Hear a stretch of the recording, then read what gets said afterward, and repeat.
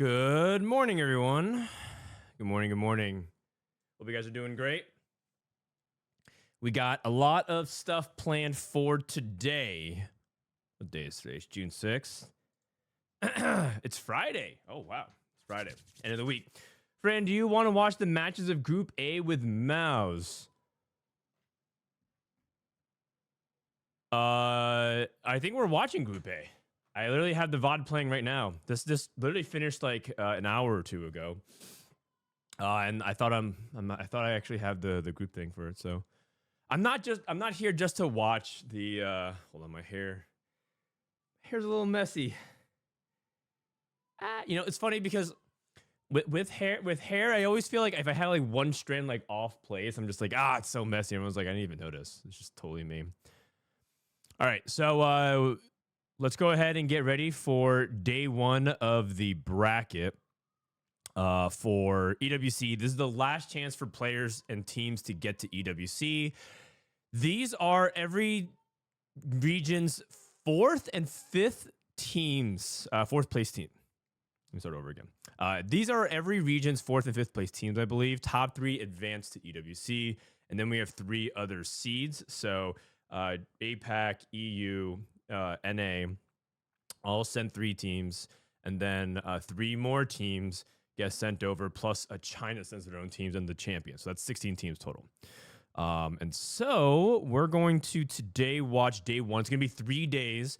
The thing is, each day, LCQ starts at 2 a.m. locally to me, which means that either I wake up at 1 in the morning, like 1 something in the morning, on like literally 3 hours sleep, and then do it live with a bunch of breaks, and you probably get me about 50% energy, or you can have me wake up a little bit earlier than usual and watch it on VOD, even though it just finished like an hour or two ago, and watch on a civilized time zone. And I think that this makes me feel like I have the proper energy to actually do 4v4, because it's kind of a lot. It's kind of a lot. All right. I'm also going to close up the card pack shop, so make sure you guys get it while you can, because we're not going to actually do card packs during the games. And then, let me actually close this real quick. All right, let's get ready to rumble, baby. Way too dank. All right, EWC LCQ. This is day one. Groups. We're gonna have, well, I don't even know what the first match is featured every single day, so I somehow avoided spoilers the entirety of the morning. I woke up, I didn't browse Twitter, I checked only my crucial Discord DMs, I avoided all the spoilers. And the good news is that you can watch this pretty quickly. We can watch this pretty quickly. So this is Group A. Each group is going to be a double elimination bracket, and it plays, I believe, like a GSL group where you can't play the same team twice. But I'm not entirely sure how it actually seeds. Alpha Gaming, Team Kurumx, aka Team Greg, MOUZ. So that's a really strong bracket. And then Group B, this is 100 Thieves with Dish Soap and Kiyun, Spencer and Replay versus Zeta, Ninjas and Pyjamas, and QAD. Excuse me. And I think that Group A is the group of death. Group B looks easier, but yeah, it's I'm not entirely sure. I don't know what the broadcast matches are. I can't even find where to open a Pac-Man. Oh, don't worry about it. Okay, so we have the no streamer, the no commentator sound stuff. Although I kind of like listening to the commentators. No different than listening to them when you're like playing League or something. Stay out of my town, deadbeat. All right. This is AG versus Team okay, this is AG versus Team Greg. Oh shit, Artifact Anvil. Wow, they really, EWC really just does not listen to feedback, huh? I asked them to, They asked, what is one thing that we can do to improve? I say, can you please turn up the game sound? It's so soft. Holy cow. Like just like 5 to 10%, and it sounds like softer than it was before.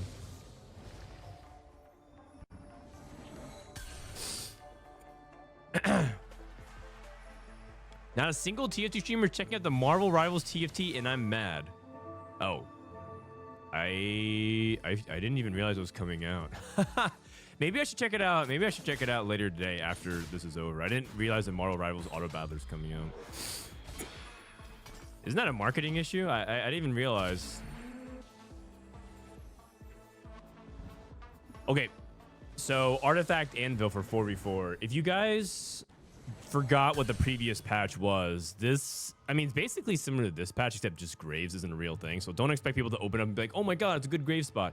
Fishbones for Juanmei. I think they love Fishbones in general. They think it's really good on AD carries. You can put on AP carries. He has a Morgana opener, so you might be thinking about trying to play a Morgana. I actually think that isn't Hull Crusher on Poppy also pretty decent as well. Just makes Poppy difficult to deal with. I think positioning makes it really tricky though. So just take Zhonya's, that's fine. You're not like super excited for it, but it is what it is. All right, Transistor, Worth the Wait, and Mentorship. Transistor, Worth the Wait, the Mentorship, new high score. I know. I don't think. Oh wait, he has new high score with Mana Zane. Oh, Greg has Mana Zane Veigar. He might be thinking about Worth the Wait, but I think like certain, just being able to like take that and get out of the way is also pretty powerful. The problem with Worth the Wait is you might get a one cost that makes Mana Zane a little bit more awkward to play. Wow, he skips it. Okay. You can take power leveling. Does this make 2 stars? Oh, he already has a 2-star Silas. That's better. That's better. I think Mana Zane is a lot weaker than it was before, but it's still good. I think the starting mana is a really big deal. It like makes you, it just like makes the chain delays a little bit more, the chain casting a little bit more delayed. He probably felt like if he went for new high score, maybe he just doesn't like it. Maybe he doesn't like it. You know, on the current patch, by the way, on this patch, this is played on 14.4, but on 14.5, China plays Veigar a lot. I don't know if that's worth anything to you guys, but part of it is that he got buffed this patch, so they feel like he's better. But, well, it's actually a very common line that you see in China. Maybe it's good, maybe it isn't. Isn't Worth the Wait 1 better than Worth the Wait 2? Generally speaking, yes, because the trade-off of Prismatic versus Gold is a pretty severe difference. In Prismatics, people can get stuff that lets them get to like level 9 and level 10 for not much of a trade-off, and then you might have a 2-star 3-cost. Sorry, a 2-cost 3-star. So it's not really worth it. And to get to a 4-star requires very fortunate set of outcomes, and you need to like not die, which is easier said than done. If you get a 2-cost, that's like not particularly really good. Like if you get Graves, yeah, if you can get to Graves Worth the Wait 4-star, like you probably will win the game. Again. But there's a bunch of like 2-costs that you're not super happy about. Like if you get Darius 4, like you get Darius 3 off of Worth the Wait, it's good tempo, but you're rarely gonna be able to get to a spot where you can like fully capitalize on it. So the variance ban on it is really high. Another Zhonya's. Oh no, this is Juanmei with his previous Zhonya's. Looks like Juanmei was thinking about Morgana, but Zhonya's is not really particularly good for that. Kurum's playing Morgana. Kurum's sort of become like a Morgana merchant. Wait, is he playing Morgana? He's playing Preparation. He might not actually be. Oh, Gray is playing Morgana. Never mind. He just had Morgana 2 with Poppy, but and Preparation. But Greya has the Blinding Jewel Morgana. Liloa has Sniper's Focus and IE on Shaco. I have to rewind my brain a little bit because on the current patch, this is pretty interesting for like other AD stuff, but that's not like in 4v4 and in a previous patch. I'm gonna have to rewind my brain. I might be saying some things that are just like straight up wrong for that patch and more about this patch.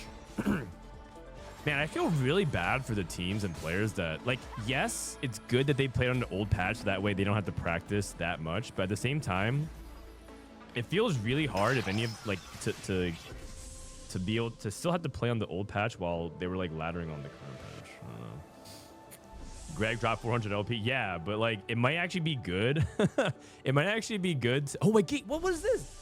Pan and spatula? That's really good for Greg. He gets, oh, and it's on a Morgana. It's on a Morgana. Are you kidding me? Wait, that's a Morgana, right? That's insane. That is insane. Anyways, it might be a blessing in disguise for Greg to run down 400, 500 LP because the better he gets at this patch, he might get worse than the previous patch. That is bananas, by the way. The fact that he's able to get, it's basically like a duplicator plus a duplicator plus a pan, which is just insane. Do people like the 4v4? I think so, yeah. It's not for everybody. I do think that solos, can and should be the core part of TFT. But 4v4 is like an advanced way to enjoy TFT competitive. Because, you know, solos as a competitive format in TFT has its flaws. It's not like a game where... It's not like a game that has completely aligned incentives. Like sometimes you see people who have nothing to play for. Like games 5 and 6, they are mathematically eliminated. They don't care about playing for 5 extra placement standings because even if it's like $100 difference to them, it's like nothing. So you have misaligned incentives in solos. 4v4 technically fixes stuff like that. Contesting, like having 4 people play a contested line when it's OP, like the Zeri meta. Remember when everyone was playing Zeri and contesting Exotech? That never happens in 4v4. So it theoretically fixes stuff, but that's like stuff that you only gain an appreciation for after you've played like too much, watched and played too much TFT. So I think it's like late stage TFT, if that makes sense. The 4v4 made the Syndrome meta somewhat diverse. Exactly. And it made it sometimes interesting because things that are like completely oppressive get held down naturally because everyone in the lobby is warping their game plan around it. Okay, Greg going for the 5 loss. He's and Kurum. Okay, the one thing I would say about Team Greg is that they are a little bit behind the HP and they're not controlling win streak. So economically, they're going to be a little bit behind APG. When I see APG, it reminds me of a pro player in Halo. There's a pro player in Halo called a Pure Gangster, and he's a really good player, but he was also a little bit of a meme, and so APG reminds me of him because he was quite the icon. Okay, we have Count Guarded and we have Light Shield Crest. That's really good for just generic AD stuff. So this is looking like maybe Anima Squad or. Because Light Shield Crest is really good with Vanguards. Light Shield Crest gives you shields, things that synergize with shields, Vanguards, but also really good with things that have high resistances. So Anima Squad gives you high resistances. That's nice. The issue with Light Shield Crest on Leona in Anima Squad is that Leona is the central focal point of the comp, and so a lot of times with Light Shield Crest, it's kind of like you don't necessarily want Light Shield Crest to be on your primary tank if she's like because like Leona's actually a carry in Anima Squad. She ends up like tanking a lot, and the longer she survives, the more Anima damage you do. So sometimes I don't think you necessarily want you don't want Light Shield Crest on like your central tank. But it's good. It's just a good one for tempo. Actually, I'm curious if the data actually lines up with that because now Anima Squad got better this patch, right? Because they buffed it a little bit, so the tempo is better. Let me see how good 7 Anima is with Leona and Light Shield Crest. That's pretty decent. It's not like crazy. It's 0.2 of a performance delta, but it is her best artifact period. But it's not super swingy. It's fine. It bumps up your average placement by 0.2. So not that huge of a deal. You might just play Vanguard Marksman as well. Totally fine. All right, Kurum. I'm curious what Kurum is playing with his prep. He is open-ended. Gold and 2 or Prismatic and 2 gold. Sponging, not... Sponging could be a tempo pick here. I don't know. Oh, is he trying to go for the Crown Guards? But he has even Shroud Slam, so it's a little bit weird. I kind of wish Sponging gave you like 1 remover to help you like manage it, because I guess you're only supposed to take it if you're a really good spot. I think Raining Gold and Support Catch is generally better here. Really? Is he trying to go for like multiple IEs? I think Econ is pretty powerful. Okay, Support Catch probably not. Support Catch is not bad either, but like Raining Gold is like pretty good to help you hit and then also hold in 4v4. Sponging to get IE and like, isn't he also, he has like everything stacked in 1 tank. And maybe he feels like he has to just try to win streak and keep his tempo. Not today, Glass Cannon and Little Buddies. Is this guy Marksman Vanguard as well? Or is he, I mean, he's holding a Braum. IE, Edge of Night.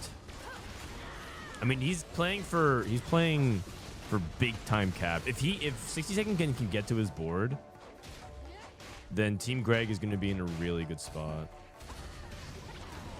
Sorry, APG is going to be a really good spot because his board is going to win out if he can hit his board. He has double gold combat at 3-2 and Little Buddies, which is like something that scales really well with a wide assortment of stuff. It depends on his like extra tech items, but you can play MFs there. You can play Vanguard Marksman. Juan May is rolling. He's looking for Vagar with Starry Nights. Greg has Little Buddies and Whoa. Little Buddies, Starry Nights. So is he going to be like rolling to... Is he using a Starry Night to deny? Maybe, I mean, I guess maybe pick up like 3-star Anima along the way, but as he's also doing that, can he just like deny his opponents? Like deny his opponents like Vagar and stuff, if that's what he's playing. Lighting Jewel, Bastion Emblem, Gunblade. You know, I've never gotten Blighting Jewel and Bastion Emblem on Morgana at the same time. Morgana, Blighting Jewel, Bastion Emblem. The build, oh my god. Look at this build.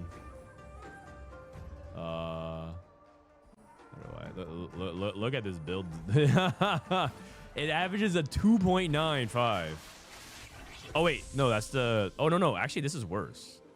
Oh no, never mind. Even with Bastion Emblem, you still don't want it. Yeah.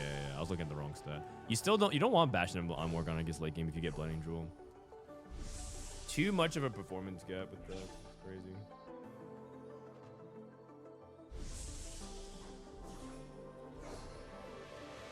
That was last. No, this was. I'm looking at 14.4.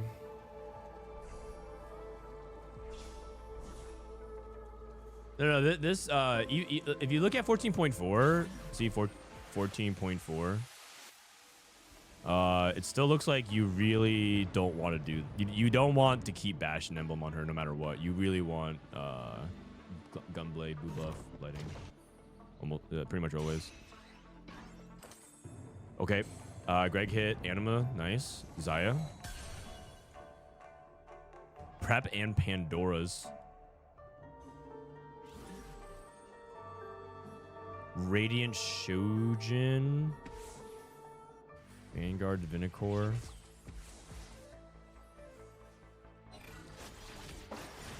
Harmony, thanks for the 2 months. Sorry I missed that before. A civilized time zone, thank goodness, yeah. Sort of the downside of doing it a little bit later is that a lot of people who already watched it, it's like it's you know, it's a little bit less hype, but we're basically watching it like 1 or 2 hours after. It's all good. Oh, Kerm lost. He's done 4 loss. Okay. He's holding Pan on the bench. Oh, he's going for Rapid Fire. Do you go Radiant Shojin with Rapid Fire? Okay. So Kerm's pivoting to Rapid Fire Renekton. Radiant Shojin. How good is Radiant Shojin on 6 Rapid Fire? I need to look up. 6 Rapid Fire Renekton, Rapid Fire Emblem. The best Radiants are... okay, it says Radiant Shojin, but I'm pretty sure that's a Cypher cash out. Oh, it's still Radiant Shojin. Oh, okay. I filtered out the Cypher stuff. Damn, okay. No. I think it's still a Cypher cash out. I think its best item is Radiant Deathblade. It still doesn't look right to me. Whatever. You can't be too picky about it though. This is one of those things where you look up the stats, and the more you think about it, the more it looks like the stats are kind of fake. Because I think there's 3 Radiant item cash outs in general that really look good with Cypher. One of them is Radiant Shojin, one of them is Radiant Crown Guard, and one of them is Radiant Colossus, or sorry, Radiant Steadfast. And these are the 3 that you cash out. And so I tried to filter out some Cypher if you're playing for it. But I'm pretty sure these aren't the best Radiant items because they're just mid. And so if you eliminate these 3 just because functionally they are cash outs, the best is Radiant Deathblade, which intuitively makes sense to me. Exclude Luden. Oh, okay. You're right, because it comes out with that. Haha! Good job, you guys. Radiant Shojin is not that good. You're correct. It's got to be Radiant Deathblade then. Yeah, it's got to be Radiant Deathblade. Dude, no one's out here thinking Legacy of the Colossus is like true business with this. I mean, it might be. It helps your frontline better. It's not like it's a bad cash out.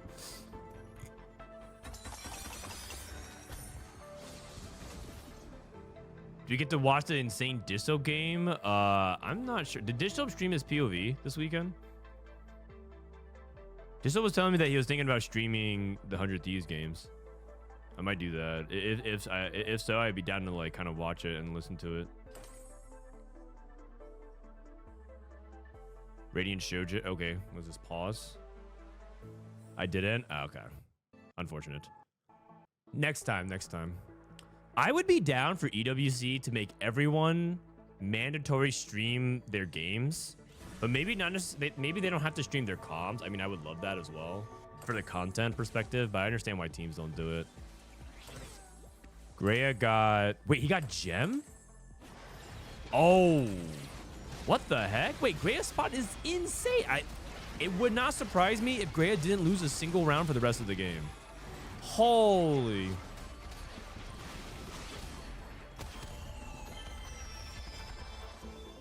That is... Wait, okay, he lost. Okay, just kidding. He's only on Poppy too. Just kidding. I forgot the placements. Didn't see anything. Nope. Oh, fuck. That's a spoiler. Okay, I didn't see what he wrote. No spoilers. But I've been doing a good job avoiding spoilers all morning because I want it to be authentic, my reactions to things. I think it's lame if you know everything already.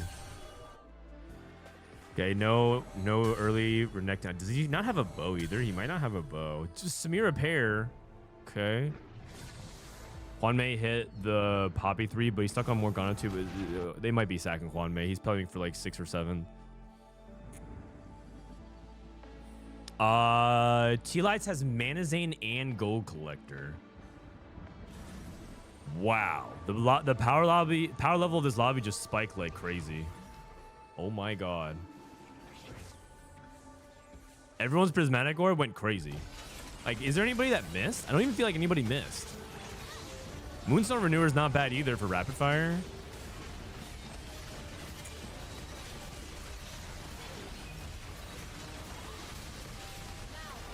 Six Rapid Fire. Do you want to put items on Zeri at all? I guess he doesn't have enough items. I just see the item count and I feel like he has enough items for Zeri, but he doesn't. He's just playing on Draven too. Kerm's at 5 Dravens, so I think ABG needs to hold Dravens if they can. They need to hold Dravens and Zeris. If they can target Kurum and send him 8th. I mean, they kind of naturally are because Snowy's actually rolling for Zeri. If they can deny Kurum, Zeri 2, and Frontline and Renekton, that'll be huge. Very much thanks for the bits. Don't scroll up. I'm trying actually to avoid chat as much as possible to not look at spoilers. Okay, he's removing for his team. Pockygom's really far ahead. Team Greg looks like they're in really good control. Greya's in a good spot. Pockygom's in a good spot. T-Lies looks like he's in a reasonable spot. And if Kurum can win out, they should be able to just go for 3 people in the top 4. They're looking pretty favored here. Giving Kurumx the life, very smart. Kind of close, actually. If you even slam one, if you just slam like Radiant Shojin, it's entirely possible. Also, Kurumx has the Renekton. That's really big. That's a Samira 2 on the other side, I think. I think someone's on a Samira pair. Kurumx denies it, and he also he wants bow, which is really nice. Greg takes Kabuko, denies from Hwanmei.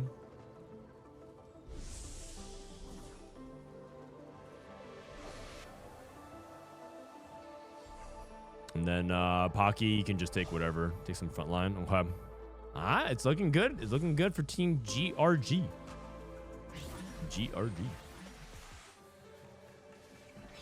Damn, Kurumx is so strong now. He finally gets a rapid fire emblem. Do you move items from... Yeah, I was going to say. Also, I'm like semi-tempted to roll this Shojin during the creep rounds. I'm not sure if I roll it right now. He's also doing a good job not... Oh, Lilo hit Samir too. He's doing a good job not like autopiloting slamming here. But I'd be tempted to roll this Shojin during creep rounds. But like I think the chance of you getting something bad is really high. So I don't think you're supposed to do it. Radiant Bramble. Okay, he swapped it away from the enemy Poppy. He should slam. There's almost like Kurumx should basically be thinking about keeping the number of lives he has.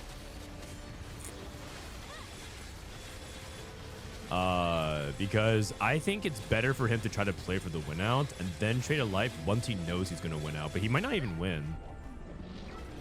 Okay. That's Hwanmei that beat him? Oh, gosh. Oh, okay. 19 is doable. That's not a loss. That's a big win for APG. Lila on brand 1. Oh, my goodness. Lila has Samir 2, brand 1, Ziggs 1. But he has Sniper's Focus brand, which is really insane. Hey, Rock, how you doing? I think TNT Academy had Longcroc as the only ST on this patch. We also had Amp and Morgana, because Bash and Morgana's stats were just outrageous. Like, at GM Plus, if you just filtered, like, the basic setup for it, it was like a 4.0, 3.9. Because, like, the good players were just playing Morgana from good spots, and it was just, like, it was so good. Oh, my God. Also, like, sometimes in S tier, if it's also an easy comp to play and it's averaging good stats, that is, it's actually funny because Morgana actually averaged worse at lower elo because it was so overly contested. But at higher elo, it was, like, averaging better because people were playing it from good spots. But, like, at lower elo, it was, like, 3 people playing Morgana reroll, like, every game. So it's like it's funny how that works out sometimes. Reroll Graves is new Morgana. Yeah. I would say that Graves is super contested. Graves and Dynamo is very, very contested right now. Okay, the sponging ended up working decently for Snowy. T-Lides is actually free fall. So I think the bot 4 player that they sack is T-Lides, and that makes sense. His augments are not very consistent. He's playing Starry Night, power leveling, like Little Buddies, Anima, which is just like kind of weird, but it is what it is. Krim got to 9. I mean, another Gunblade is good. I think 2 Gunblades is pretty good. Also, he has no items on his Renekton. He'd rather keep Radiant Shojin on his Draven? Really? Okay. Not slamming versus T-Lides. I think you sack T-Lides. I think Kurum's win out potential is way higher. I guess they're trying to say, like, if I don't slam, there's a chance that we take a better loss. Okay. So that's probably why. He's not making Gunblade number 2. He's holding for sword. Okay, so he's just greeting for a better item. He got Quicksilver. Oh, what? Okay. Insane. Not bad. What? He just rolls instead of going for a guaranteed item, he rolls double components and gets Quicksilver. That's nuts. Huh? Pepe Lat. Wait, Soju, no spoilers, man. Oh, he's going. He's going IE. Oh, wait, what? Am I out of the loop here? I thought usually you wanna build stuff for the Renekton.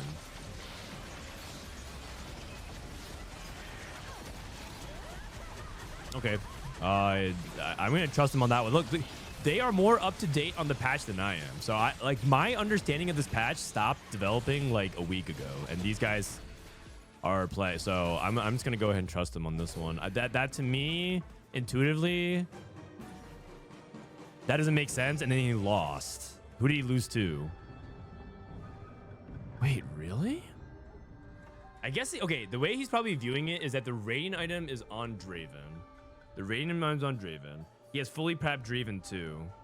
But like, I'm pretty sure Draven 2 fully prepped is not like the reason you play this comp. I'm pretty sure it's because Renekton is kind of OP. If anything, it'd be the opposite. I would like this is sort of like why the Radiant Shojin. I think he got baited by the stats. I think Kurumx got baited by the stats because Radiant Shojin is like extremely mid in this comp, but he used it to stabilize, and he felt like he couldn't do anything better and couldn't roll for it. So I understand like why he's making all decisions. Oh, it's a 20 ding. This is like real. Wait a second. No, and then T-Light is about to go 7th. Greg, you must survive. Greg! Oh, this is a disaster. What happened? Their spot was so good. Kurumx needs to not go 8th. This is a disaster, man. Oh, no. Oh, no, you guys. That is not good. That is not good. No. Okay, well, the good news... Wait, Gray is losing out? They must have traded HP. So all the lives that they traded was, like, for nothing. Oh, God. Oh, God. That is not good. That is not good. Okay. Can they play for the 1-2? I mean, I personally believe that this Morgana comp can do really well and get us top 2, but I'm not sure about Pocky. Isn't Pocky's spot, like, falling off because he was playing rerolled techies?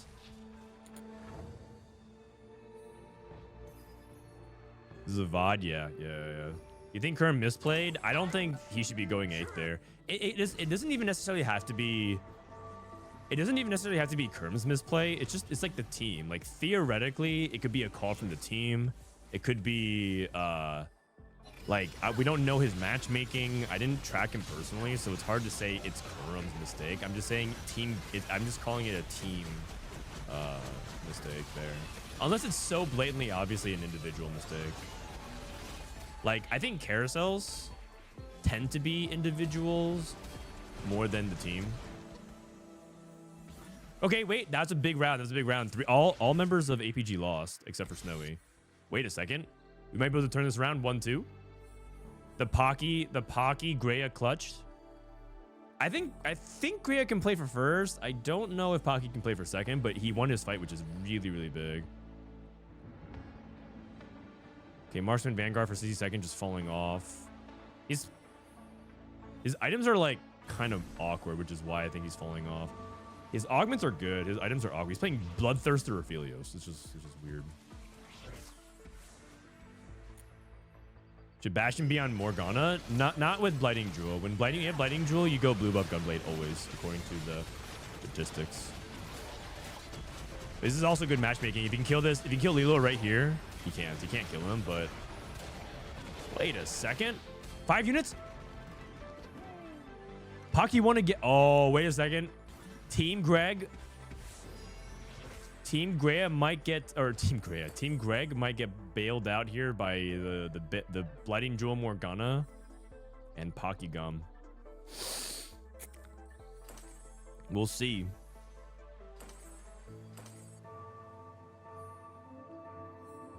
I think this Street Demon Hex is just so trolled. The all slanted on one side stuff is like my least favorite Street Demon. I actually would prefer the 3 vertical columns over like the clump as if you're playing Randuin's ones. I hate that one. It's like share the spotlight, but you get none of the upside, which is just crazy. It's like share the spotlight, but way worse. Pyjamas made it to 90 as a duplicator. Wait, he's playing 8 tech. Oh, pre-buff 8 techies. All right. Okay, they're stacking Lee Lua, and they say Snowy's the best chance. Snowy's job is just to split Greya 1-2. Lee Lua thinks he has no future, and then who between Greya and Pocky Gum? I think Greya has higher upside because of his Bloody Jewel Morgana, but I'm not entirely sure. I gotta admit, I have only played one game of 8 techies, and that was on this patch. I played on a Wandering Trainer game. Okay, so it's Greya versus Snowy. Oh, sorry, it's Pocky versus Snowy. Pocky has to win here. Pocky loses, it is game over. Greya hit Aurora too. Wait, shouldn't Greya sack for Pocky then? Wait, shouldn't Greya sack for Pocky because Greya is stronger? It depends on... Wait, he's still playing MF1? They put all their horses... APG put all their bets on MF1? I mean, I guess the upside is much higher because he has things like this marksman emblem on and snipers focus would be really good, but you're telling me APG put all they shoved toward the middle on MF1 with sponging, which is notoriously low cap. Oh no, Greya is playing Snowy. Oh, okay. Pocky was playing the Ghost. Pocky's playing the Ghost. No, but Greya's so strong. I feel like Greg has this if they gave Pocky Gum life, because Greya's gonna beat Snowy every single time. Now, there's a chance that Snowy beats Pocky in the heads up. Unless I'm really misunderstanding, and 8 techie is actually the nuts, and Pocky Gum is actually secretly stronger. This is all predicated on Pocky Gum is weaker than Greya, but maybe 8 techie is just like disgusting, and I have no clue. Like, I look at this and I think third is a good placement for this setup. I feel like third is higher than I expected. I don't know. If Viego can just get onto the MF, okay, Viego's on the opposite side, but if he can just like one-shot this MF, the game's over. Team Greg goes 1-2. Oh, Viego's dead. No, it's not enough. It's not enough. You're telling me Team Greg drops off 7-8 and they go 1-2 anyways? Oh my god. Insane game, insane game. What a comeback. That was looking really bad. That was looking really, really bad for T-Lies and Kurumx for a while. I think they expected to sack Greg because the reality was his augments were like power leveling and Starry Night, which is just like fundamentally there's just not very strong synergies that work together. You're kind of being pulled in opposite directions. So he was always going to basically play for like placements, and he kind of actually got what he wanted, which is like a 7th. I think a 6 would be really good. But Kurum not being able to make that comeback was a really big deal, and they almost got punished for it. But, you know, uncharacteristically, you know, APG, one of the scary things about this team is that they usually always play for first, and none of them capped high enough. I think that they were really surprised by the lack of cap from Lee Lua. Lee Lua went Samira to 7 Street Demon with Brand and Sniper's Focus. I'm surprised he didn't... Like, they sacked... I need you to look at this board real quick. Who do you think has a higher win out potential? This board stuck on 8 or this board? Level 9, Brand with Sniper's Focus, 3 items Samira, 2 combat augments. You're telling me they sack Lilua instead of level 8 MF1 Exotech Zeri? Like okay, I'm starting to think this APG team just doesn't. Okay, I'm not gonna say it. I'm just gonna wait for the end of the series before I finish. Is this correct? You think so? But like, isn't their job just to split 1-2?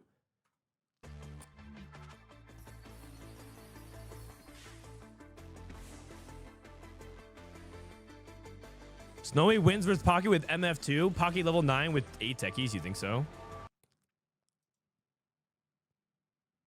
He was 1 life, but don't you actually just go off of who you think is going to be more likely a top 2?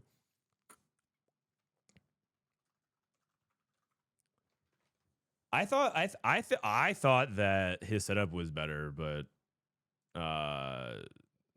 fight was close with MF1. Okay, maybe it was. Maybe it was. Okay, but the problem was that was he MF paired? Actually, let me look at it real quick. He was. Who did he lose to here? He lost to Greya, and then but you say that that's correct, but then what if Greya just sacked for Pocky? Because he doesn't beat Greya, right? So if that's the case, Greya sacks for Pocky, Pocky's 2 lives. So then you get cut off there. It's because Lilo always loses to Greya and he's 1 life and Snowy has 2 lives, so Lilo has to outcap Greya, Snowy just has to outcap Pocky. Yeah, but that's assuming Pocky's at 1 life as well. I'm getting more dogged again. So that sack is like sort of predicated on Team Greg also messing up their sack. Follow me. I'll help you. Cam Chowder, thanks for the prime.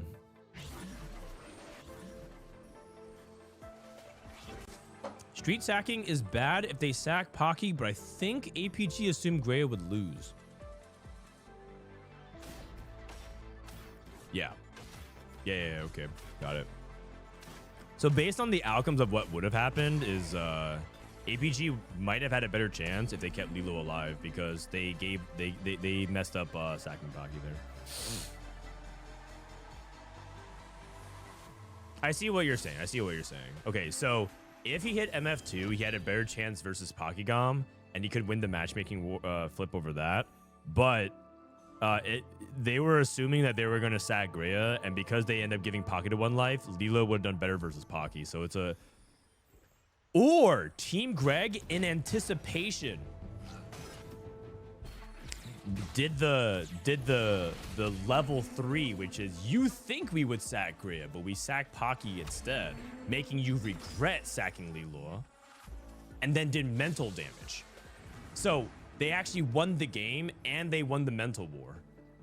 So now APG is just tilted because they're like, what the fuck are these guys doing? They should be sacking Greya in that spot. And now they're just like, they're just mad. And then Greg is like in high spirits because he's like, oh shit, we won anyways. If we won playing like that, it's over.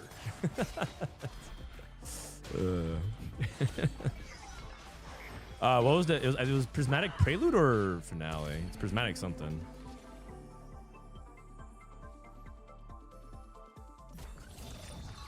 Looks like it's Prismatic Finale. It's like the Pacers. If they won playing like that, it's over. That's true. That's true. Dude, I actually just stopped watching because I was like, oh, the Thunder has it. And then all of a sudden, Tyrese Halliburton. I don't know what contract with the Demon this guy signed with, but it is. If you're a Pacers fan, it is absolute cinema. I can't believe it, man. Okay, reinforcing Skeletor, Clear Mind, and Slammin'. I'm not a fan of Skeletor, but he might take it just for like the gorilla consistency if he has it. I think he has a Galio. Oh. So it takes Clear Mind instead. Clear Mind is always a little bit risky in 4v4 because you basically play your own game and you isolate from the team. You can't really hold along the way. And that's double-edged. Sorry, there's 2 layers to that. First, you can't grief the enemy team. Second, you can't help your team. A lot of times in 4v4, there's like a really subtle thing of helping your team thin the pool sometimes, and you can hold extra stuff. And it's like, it doesn't move the needle that much, but even if it helps get like 1 extra copy of something, it could be, it's just nice. Either way, your influence on things is minimized. Spirit Link, first pick here for Pokygom. He's open. He could play, he probably has a good Exo Tech because he put it on Mordekaiser. So he might be thinking about that. When will the Pacers finally regress when it comes to 4th quarter comebacks? The fun thing about sports is that it's actually so low sample size in playoffs that you can actually just see miracle runs of like statistical anomalies. And that's what makes sports really interesting. Because sports is driven by stats, but you always have a problem with sample size when it comes to finals and playoffs. Because theoretically, you could flip a coin and it could land on heads 100 times in a row. Theoretically. And it might happen one time in a series of billions of coin flips. And you might just happen to be watching that one time. You never know. That's what makes competition exciting. Okay, chassis plus crown guard. The 2011 Mavs, yeah. Honestly, they have a statue of Dirk Nowitzki. They need to do something more than that, man. They just need to make him the mayor of Dallas. Even though he doesn't even live there. This guy deserves... He deserves like a mural painting wall, like what they did for Vi. You remember what they did for Vi in the alternate dimension of Arcane? They need to do something like that for him. Just put that on the side of the city municipal court. For Worlds, are you in Dallas or Seattle, Brock? I'm in Dallas. I'm in Dallas for Worlds. I'll see you in Dallas. Also, do you know who's also there? Emily Wang. Apparently, Emily says she lives 3 minutes walking distance from that venue. So I might have Emily. Okay, maybe it's a little bit of a spoiler, but I think I'm gonna have Emily as like a Worlds co-stream guest for part of it. I don't know if I'm gonna ask her to wake up at 3 in the morning, but we'll have her come out. If she can wake up early enough, like 6 a.m., she'll probably come for like the second half of the day. Doxing? Okay, if you go to the World's LAN Center and then scope out, like sniff out where Emily Wang is living within like a 5-minute walking distance radius, then you've earned it, man. That is next level stalking. And honestly, the FBI should hire you, not kidnap you. I mean, maybe they do both, because your detective skills are top notch.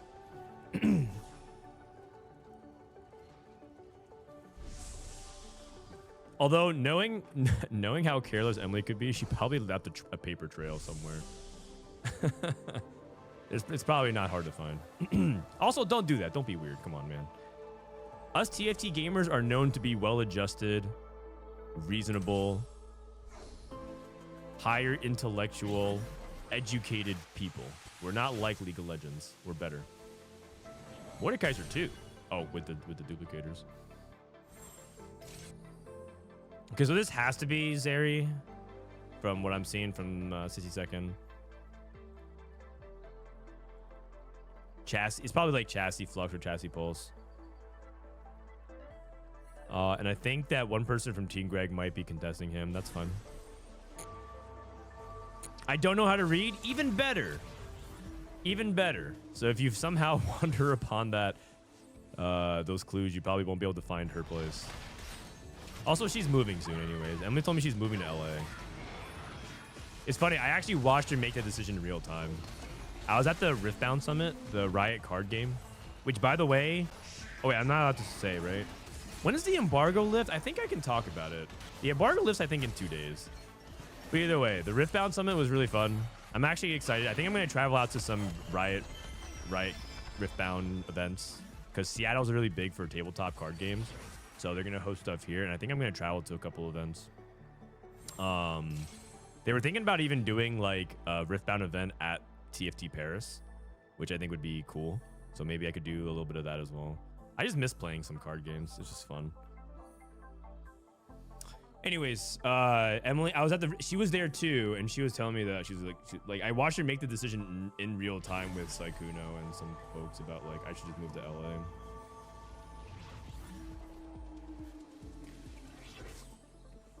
But I have to say, living in LA is, if you don't collab with people and go out at least like once, I would even say once every 3 weeks, not once a month, then I think it's not worth it. It's not worth the econ. It's actually better to econ and then fly in like once a month than it is to like live in LA, because... But whatever. Emily Wang is known for perfect line selection and playing her way out of bad spots. So yeah. Better stay at 50 and hold. Yes, yes. And then you can just use your extra interest to just fly in once a month and slow roll your clout. Like, who cares? Just fly in like once a month. Like, it's better than to live in LA and just deal with all the stupidity of being in California right now.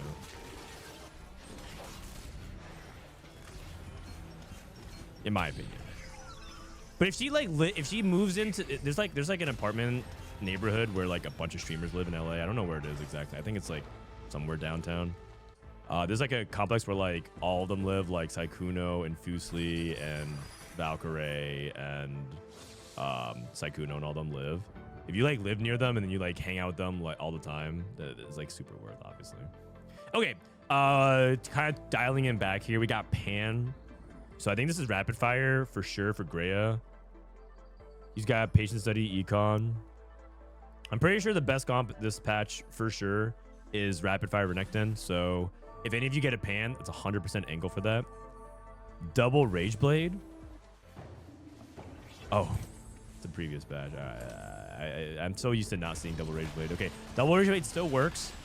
Oh, old Rage Blade. Look at this. Synchronized attack stacking. Man, the good old days. Pepe hands. So he's going double Rage Blade Zeri.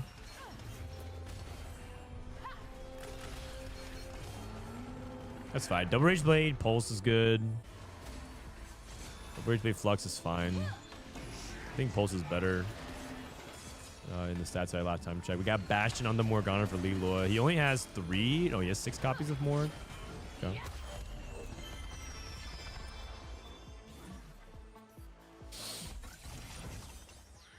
Trade Tracker. Trade Tracker is if Polygon's playing Exotech, I think Team Greg got their tickets. I think they have Trade Tracker Polygon and they have Rapid Fire. They have Rapid Fire Renekton. So those would be their 2 tickets to the top 2.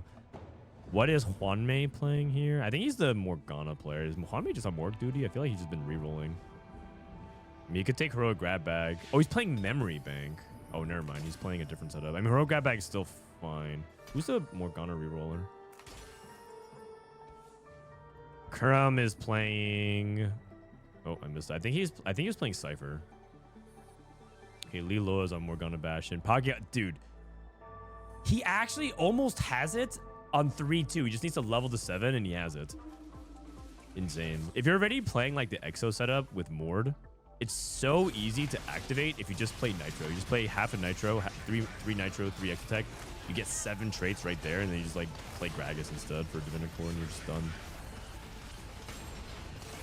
What badge is this? 14.4. Kurum's playing Amp. Yeah, it makes sense. That makes sense. He was playing Cypher into Amp. I just remember he had Cypher. But he had Blue Nasher's IE. Amp makes sense.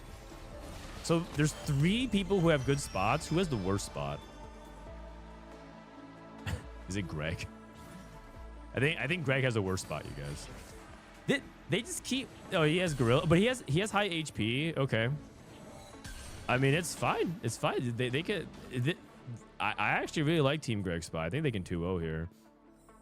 Theoretically, on paper, all of their spots look really good. They're just gonna have Greg take a humble bot 4 again, and then they'll have the other guys win out.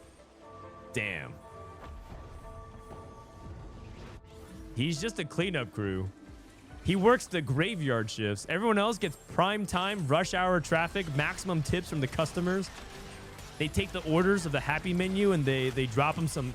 You know the donation boxes where you can donate to. Why is it always about kids? They always try to guilt trip you. Every time I go to like the McDonald's or the Taco Bell, it's like, please don't. Would you like to donate to like $1 to help local kids? And they have like the little thing where you can put like $1 or like some quarters, stuff like that. Greya, Kurum, and Pakam always get primetime hours. This guy works the graveyard shift. No tips. Do you think they'll let me use the Trade Tracker cheat sheet at Worlds? Okay, I feel like there's so many tools like that you can use that like literally it's so OP to not have to play at LAN. It wouldn't surprise me if APAC wins Worlds this set because EU, NA, and China are now all at LAN. Unless they have APAC at LAN as well. But if it's like some guy from Vietnam in his bedroom, because they're allowed to use trade tracker cash out stuff, and they can look up stats. What region is LCQ? This is global. This is global. It's every region's 4th and 5th place teams are playing it. You can have the other monitor on LAN as well. No, every LAN and TFT only gives you one monitor, and they ban the use of stats.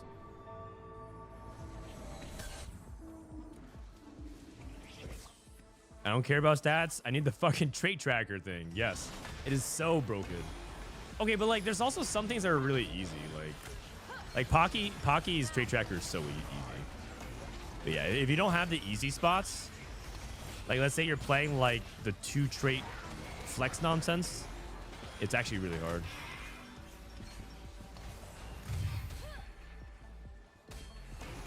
Can you now use those tools to look up at LAN? Oh, they ban it at LAN. You're not allowed to look at it. You're not allowed to have like your phones and you're not allowed to have a second monitor. You know what? They should just go balls to the wall. You know how in Formula 1 or motorsports or even in NFL, they literally let you have your coach or your manager or your strategist on comms with you, right? Like NFL quarterbacks can literally talk to their coaches in the middle of the game. Why not just have every TFT player have their own like stats engineer? Why not like every TFT player should just have like a person that can consult stats and play, and they have like another buddy.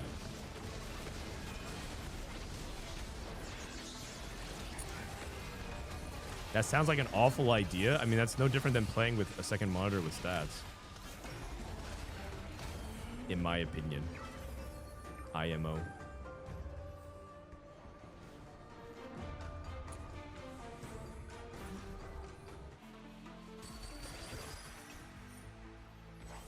First time chatter, make an AI to play TFT perfectly. That's not what I'm saying at all. Whoa, wait, what's going on? We're literally about to watch the Cypher transition, and they just wait. What is going on? I mean, thank God I can fast forward. Okay, we're back. No way, we missed the roll. We're switching games? What? We literally just cashed out, and we're about to watch this guy sell his old board and roll down, and they pivot to a different game? I mean, it's cool. I like now sports. Sologasong win streaking like a beast. Deutschland. That's right. Team Germany.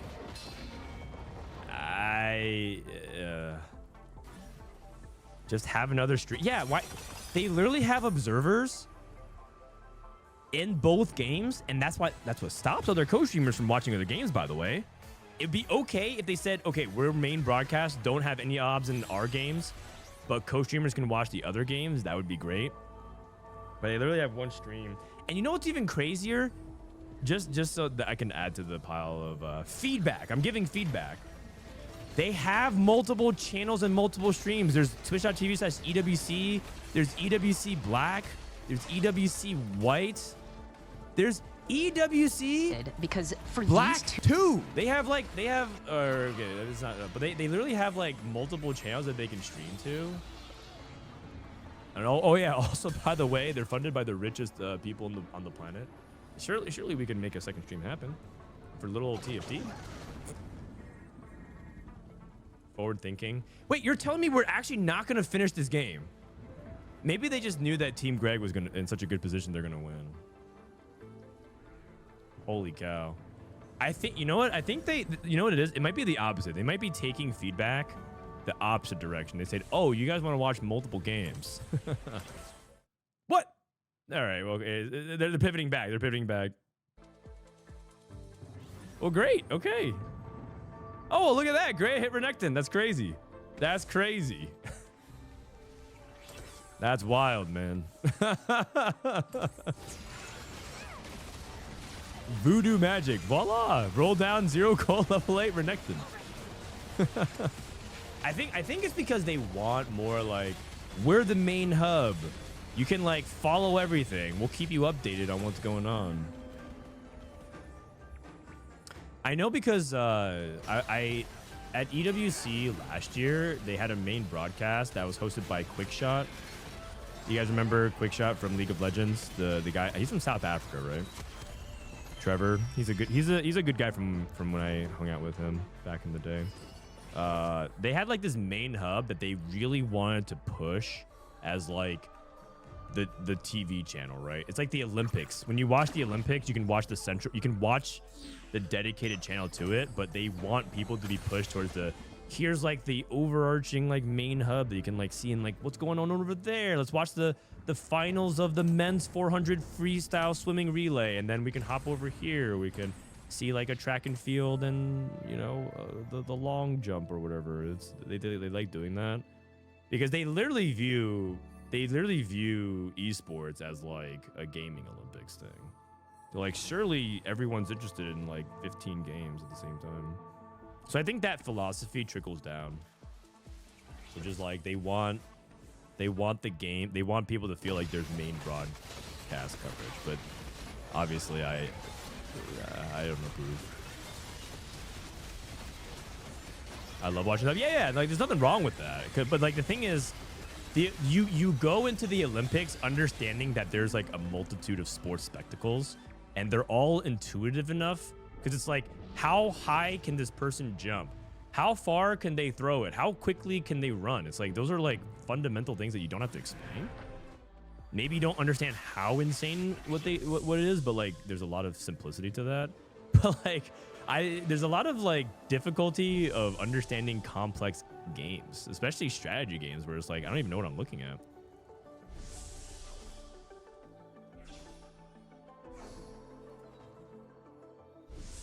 Maybe there's a pause and they watch one fight from the other game. No, there wasn't. I don't think so, because we just missed literally 2 rounds.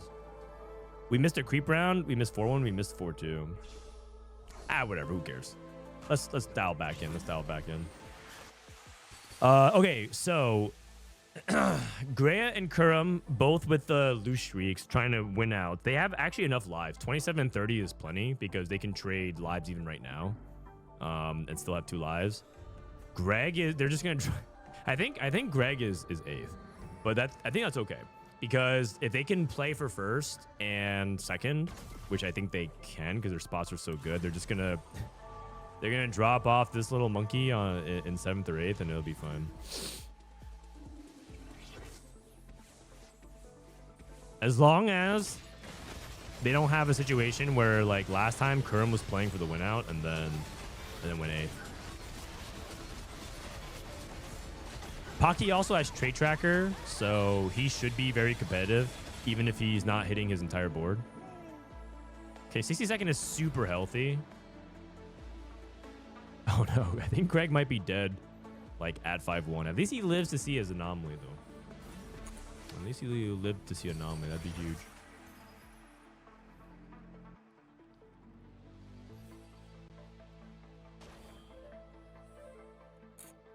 Dude, this board is terrible.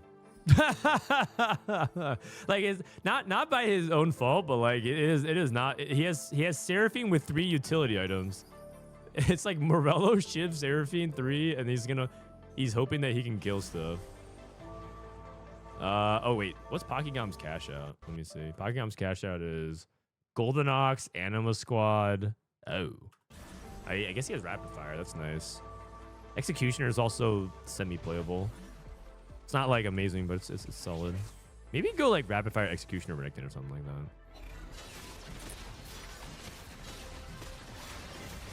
that. So T-Lide's job is to steal any rounds he can before he goes out. So they might even like, honestly, if he just loses super badly, is it ever worth just like letting him die? Like he's probably gonna lose here. Do you just give the call for T-Lights to just die to neutrals? Oh, he's at 11. You just like say like, yeah, just stop giving free lives, man. Just sell your board.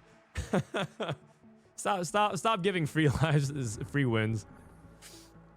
Who's making the call here? Okay, I think a lot of people would say yes in my chat because they just want to see T-Lights die, but I think I would seriously consider it. Just make the call for him to die to neutrals.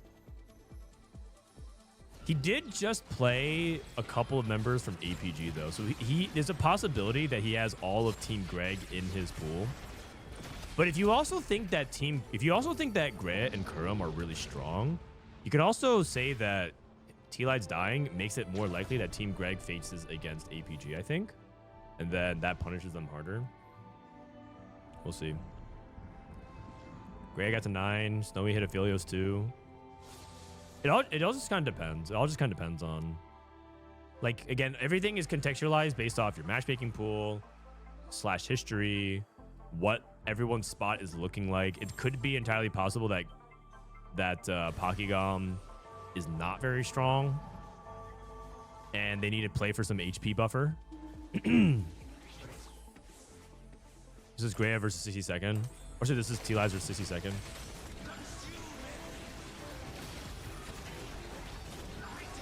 He didn't even get a... He took the spat. I think he took the spat to deny. Okay, if he wins here... Oh, okay. You know what? That's actually clutch. That's actually clutch.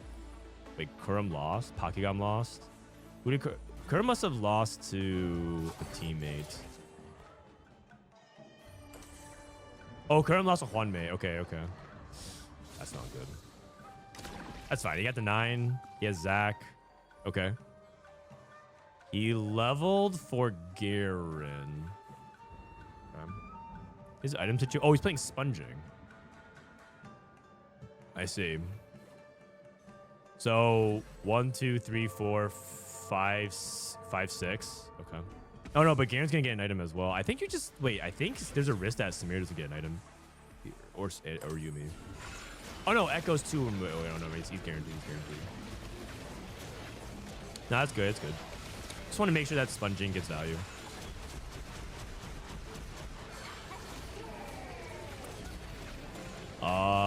Lilo looks pretty strong. Greg is dead. Looks like Greya got the win, or never mind, 62nd. Ooh, okay. I mean, that's fine. That's sort of like what you expected. Okay, I know that T-Lides is dead, but that's actually like a reasonable 8th. It's not a great 8th, but I think it's a reasonable 8th.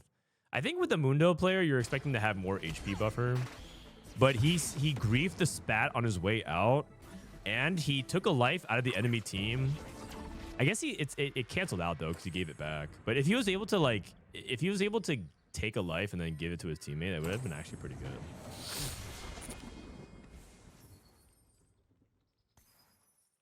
Okay, Lilo survives the 7th versus 8th. That was actually a big fight then, because if Lilo can somehow avoid, if Pocky's losing out, Pocky's spot is actually not as good as I thought it was going to be, because I thought trade track with Exotech would have been really nuts. Hwanmei is sacking for his team, sort of. He still has a Varus 3 with 3 items, but he's not equipping his Exotech. He's not equipping his Vex. So they're trying to go for the 7-8. Okay. Actually, really good fight outcome. Pokygom's dead. And once again, Team Greg has to play for the 1-2. Kurum just killed Pocky. Okay. Carousel.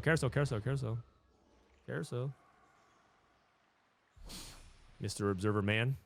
There happens to be a carousel going on.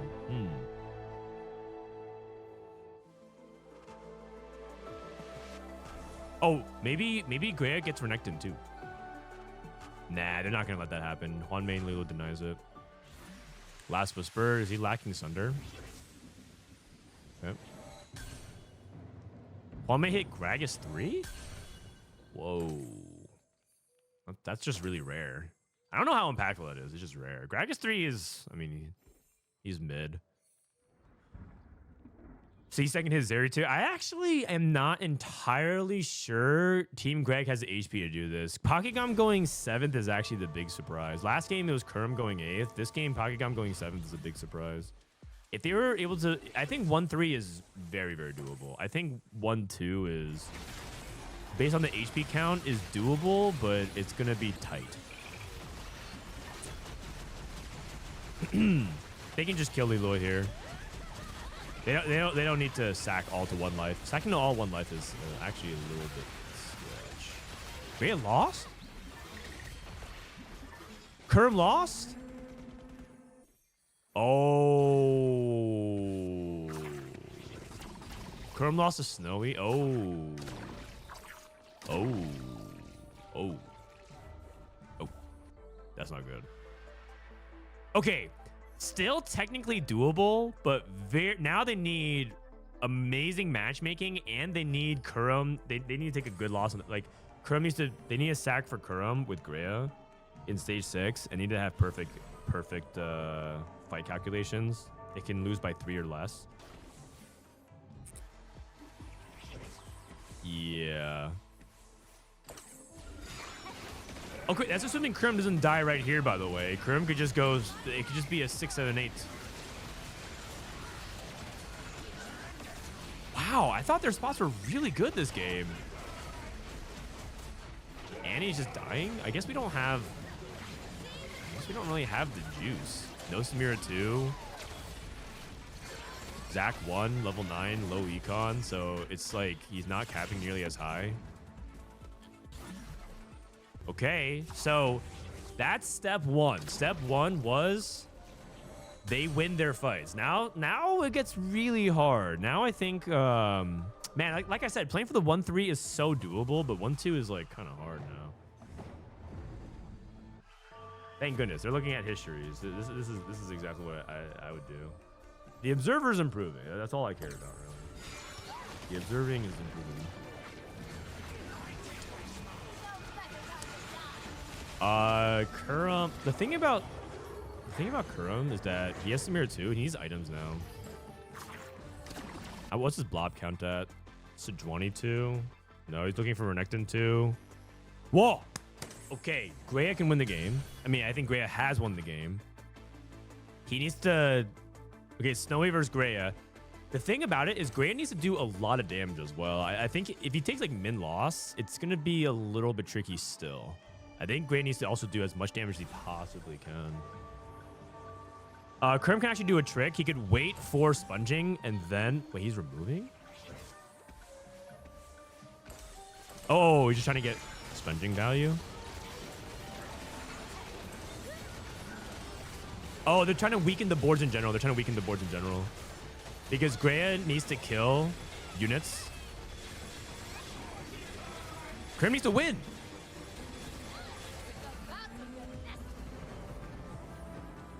You guys. Oh, man.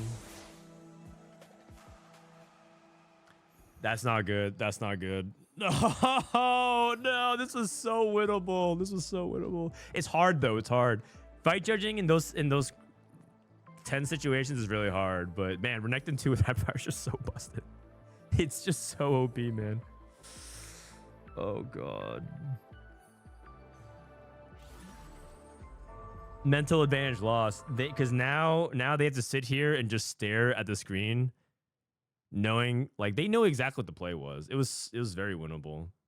Because so here's what happens. So well, actually, them playing each other immediately is kind of unfortunate. But they go to 1 life. Then Snowy loses to Greya, and then Snowy plays Kurm. Oh, but then how do you position that you take a good? Oh. It's okay. It's possible, but it's actually really hard based on the HP if you think about it. Like, let's say Greya does lose to Kurm, and they're both at like 2 HP, 3 HP. Then they both beat Snowy. Let's assume that does happen. How much HP is Snowy gonna be at? Can they even send Snowy third reasonably? If you on average you take like 15 to 17 damage, right? So you'll be at like 11 to 10 HP. That's really, really hard to do. Maybe they were just cooked. Maybe they were just cooked and it didn't matter, and they lost the game like a few rounds earlier. But they gave themselves 0% chance by obviously killing Kurumx. So they tried, but it looked like it was probably over anyways. Okay, the ending of the game looks bad, guys. The ending of the game looks bad, but I'm pretty sure Greg was like 1% chance or less to win anyways. Just based off the HP count is the problem. So not that big of a deal. If they look at it that way, mental restored. We're back. The mental advantage is back.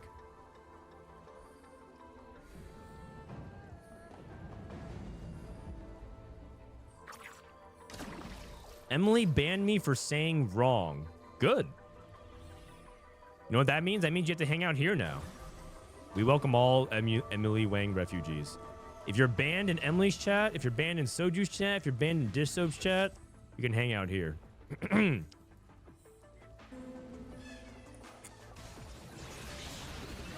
So whoever wins this game just wins the lobby. So, because they're tied at the bottom, 5, 6, 7, 8. It's 5, 8, 6, 7. Whenever you're tied in the bot 4, it's just whoever wins the lobby wins the game.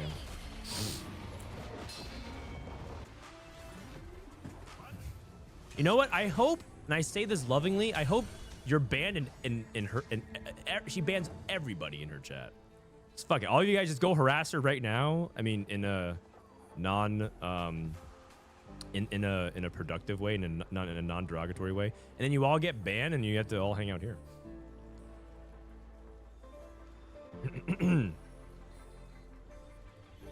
Yeah.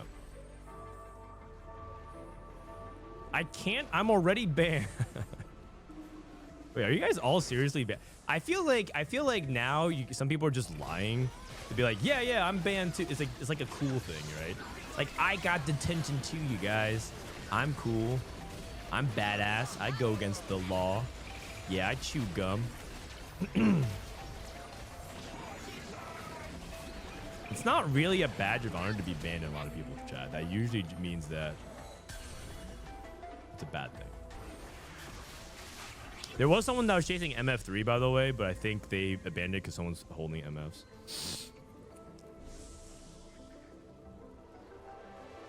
Emily does ban a lot of people. Yeah, she should. If she wants to do this for the long haul, she needs to be proactive with bans. It's not worth your mental to just deal with internet shitters and troglodytes. It's just not worth. We learned from the 100 men versus the gorilla type thing that if you just swarm, if you just have enough of them, you can swarm anything. It doesn't matter how individually strong you're. No matter how strong Emily thinks she is, you just can't deal with hundreds of them swarming you, man. Okay, they're sacking wet jungler, so it's gonna be Solo Song versus Sangyap 1v1.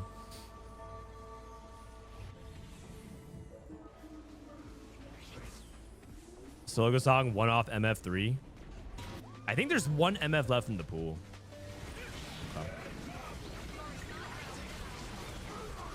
Sangyap's holding one. 100 chatters versus the Wang. Yes, exactly. Does NA play later today? They are playing. They're playing like they just finished playing and we're watching the VOD. This happened like a couple hours ago. But you guys get to skip all the long 15-minute breaks, the caster yapping, the tech pauses. It's honestly, if you really think about it, time efficiency wise, it's optimal to watch things on VOD. It's just less hype in the moment because obviously you want to be surprised and feel like the spontaneity. But if you could choose, you should watch things on VOD. If time is a resource that is of value to you at the moment.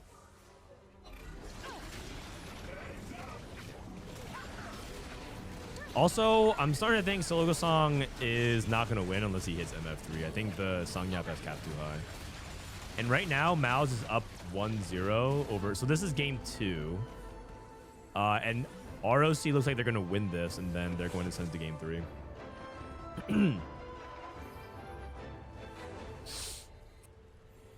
When will EWC TFT start? Like the actual main event? It starts at the beginning of set 15. So after this event, No more EWC 4v4 until set 15. So probably like 7 weeks from now. It'll be exciting though. It'll be, so next week, not this weekend, but next weekend is Tacticians Trials number 3. The week after that is Cup number 3. The week after that is Regionals. Literally like 1 week between Cup 3 and Regionals. And then 2 weeks after that is Worlds. And the week after that is set 15 PBE. Then a week and a half after that is the launch of the set. And the week after that is EWC. So it's actually coming up pretty quickly.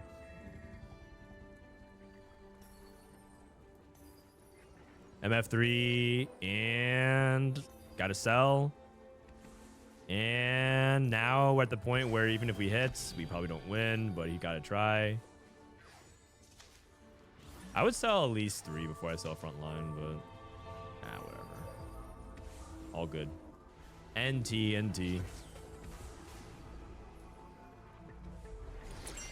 EWC is playing on the new set? Yes. At least the official event. This is the last qualifier for it. So set 15 will launch hopefully in a pretty good balance state, because I think the 44 meta is actually pretty solid. Hopefully there's no Syndra. If you guys remember EWC last year, it was literally Syndra. The set 12 Syndra. Oh man. But surprisingly, it was not that bad of a 44 patch. All right, let's run some ads real quick. Back in 3 minutes. Nope. Just kidding. And fast forward. So we're going to watch game 3 between Greg and Clement. Clement's the man, by the way. Just the luck of the draw. It's tied 1-1, and this is a pot of gold split.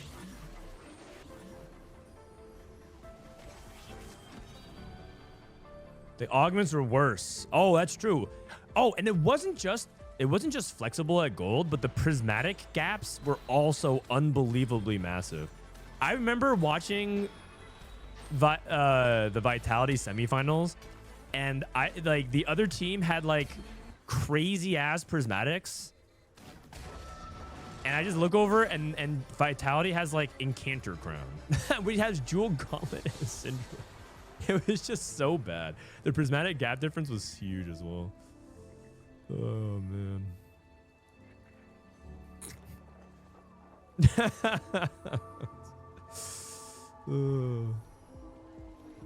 But Vitality sort of did it to themselves last year. They played Deja Vu, which honestly it wasn't even bad of an idea. He had Rageblade, he had Galio too, but the problem was Galio was played on every board. What would be the equivalent of it right now?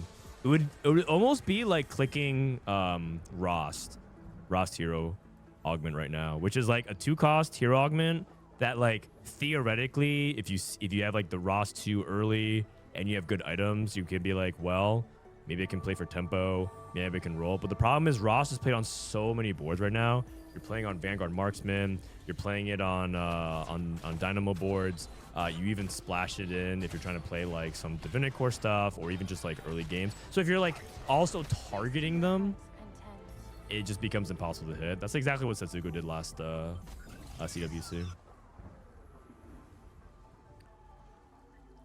Flexible, Vanguard, and Pandora's. I think Flexible has a lot of potential in 4v4, but it's very hard. Very hard. It's like high risk, high reward. And if you click Flexible, you have to click it fast. In my opinion, I think that's another element of 4v4 is that if you're good, you can't just be sitting here asking for permission to take Flexible. You have to be confident and take it quickly. I don't think it's like one of the. I don't think it's a thing where you can. Same thing with expected unexpectedness, by the way. Come on, Greg. 2 4 costs. Okay. That's actually good with the Aphelios. That's fine. Rerolling Pipeline? Rerolling Pipeline is fine. You can definitely take Pipeline. I actually think Prismatic Pipeline is the safe option, but you can't take it if like other people in your, like if everybody else in your team has like a even worse. Like Pipeline is like something you take, in my opinion. If your spot is like pretty terrible, and the rest of your team is like playing for like win streak and tempo, so it doesn't even feel bad to like lose streak, because you do want to have a lose streak player for carousel control, because managing tiers right now on this patch is like a really big deal. If you're able to tier control, you can deny so much, because a lot of compositions are gated by specific items, and blue buff or like tier based compositions are extremely impactful to deny, because if you don't have like Rage Blade for Aphelios and your Vanguard Marksman, that's not a big deal. They can actually make use of a bunch of different AD items as a replacement. But if you're playing like an AP comp and you don't have tiers, you just can't function. So tier control is like a really big deal for carousels. So it's actually good to generally have like a loose streaker to at least potentially threaten that. If you have nobody in the bottom at all, you guarantee have that. You guarantee give the opponent control of it, and that's punishing for pans, that's punishing for spats, it's punishing for tiers, so on and so forth.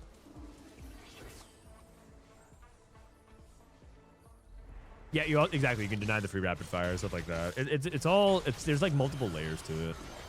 So Prismatic Pipeline is good for those situations, but the other thing too is that one of your teammates, you might actually have a playable opener. Let's say you have like Mundo 2 and a Morgana pair or something like that. You shouldn't be taking Pipeline on that situation unless everyone else has much better spots. Because like you actually could theoretically play around an opener, but your teammate who has like nothing going on, no Cypher, like useless 3 costs, pairs that are not like no pairs or maybe one pair, and they're getting filled with a bunch of 2 costs in their shop, you need to give them Pipeline. Because then they have actually something to play for. You could theoretically take double Pipeline, though. Just like you can play double Cypher, you can. It's just higher risk.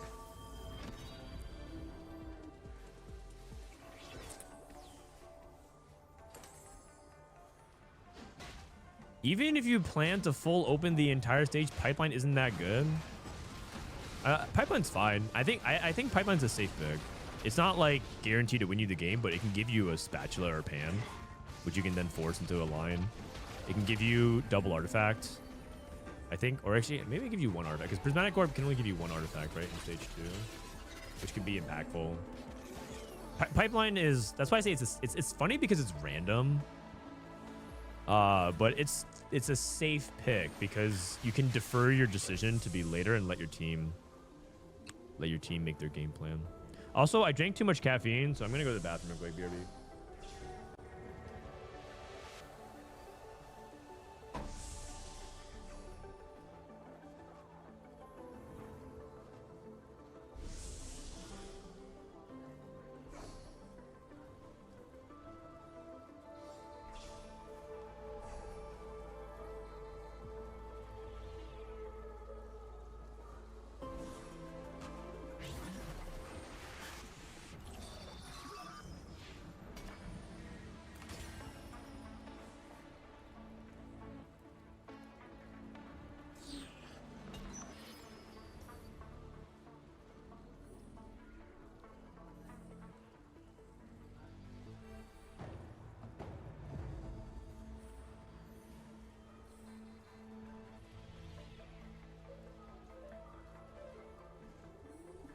I'm looking at a clip of Tyrese Halliburton taking a shot to tie or take the lead in the last 2 minutes of the season.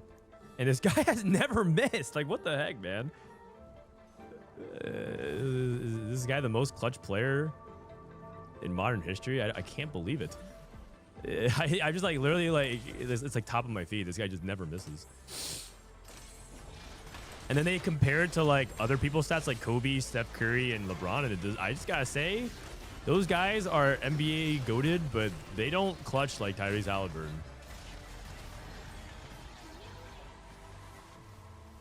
They just don't. Some people are just made for the big moments. You know who's another person like that? Who's just built for the clutch moments? This dish soap guy. This guy is probably the worst bowler potentially in all of TFT, except when you shit talk him and you make him like forced to clutch. At the DigiDuos LAN invitation, I talked about this like once before on stream.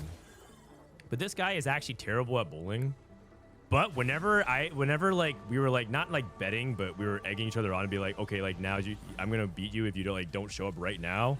He like literally ponies up and bowls a strike every time. It happened 3 out of 3. I couldn't even believe it. He would literally gutter, and I'm like, oh yeah, it's not looking good for you. And then he would get like slightly annoyed and he'd be like, all right, watch this. And he just walks up and he strikes it. And I actually legitimately thought he was sandbagging so that he could get me to wager him or something. You know, like how like pool players like at the game rooms, they like hustle people by pretending to be bad and then they wager you. And then they like, I actually legitimately thought he was trying to hustle me. Like, oh, I'm so terrible, but I bet I could beat you if I really try.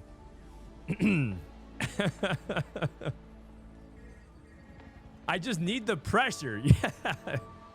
I don't even understand, man. It was hilarious.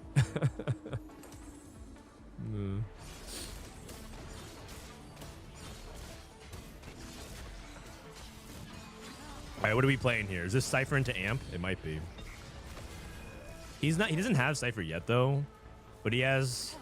He's a little sword heavy, but I think it's fine. He also has gold consumable, so that helps.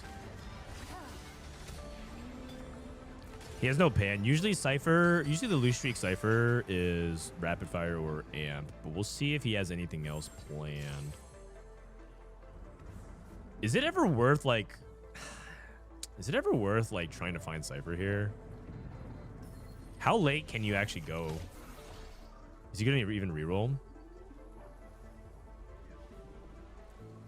I'm not entirely sure. All right, 60-second. Quality over quantity. I have not played this augment on the new patch because they nerf Shiv, they nerf Redemption. I mean, so they should have removed Shiv and they remove Redemption. And so I'm not sure if this augment is good on the new patch. I haven't even seen it. I haven't played it myself.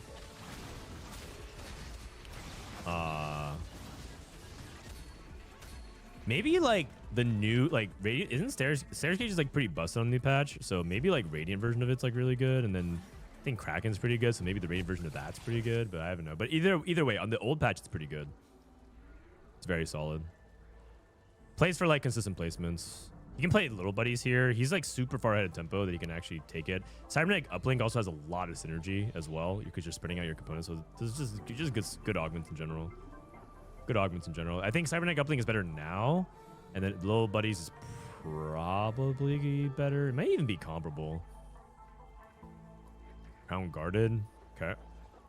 Trait tracker for Snowy.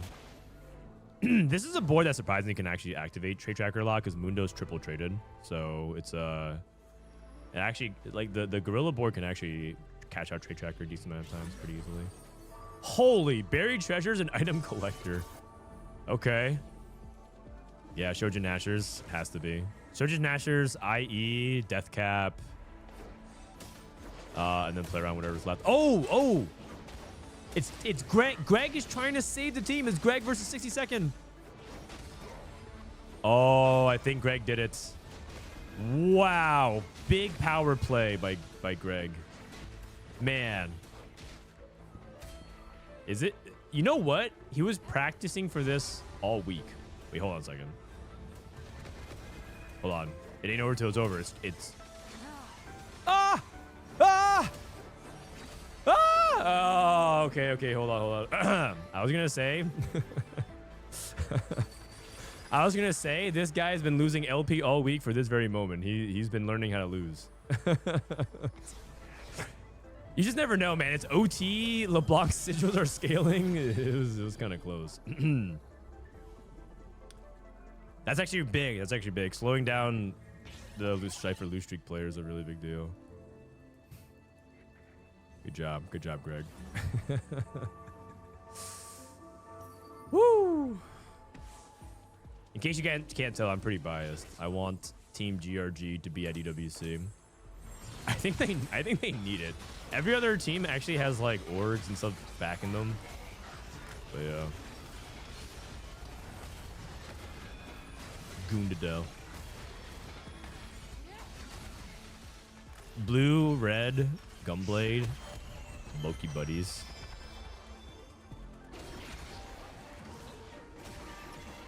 Bastion JG. Yikes. Not the best setup. I think JG's like quite terrible in this in the comp. I'm not exactly sure why. Milk actually was asking me if JG is straight up bugged on Morgana, because like the stats on it look so horrendous that it makes me feel like there's something wrong with it. Is that still the case? Maybe that's a patch thing. Morgana 3.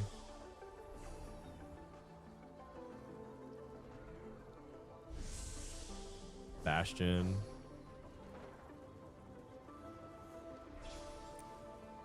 Oh, it doesn't look that bad, surprisingly, right now. Wait, am I looking at the right stats? Oh, no, sorry. I didn't have the filter correct. Yeah, it looks so bad. It's actually surprising. I'm not sure why that is.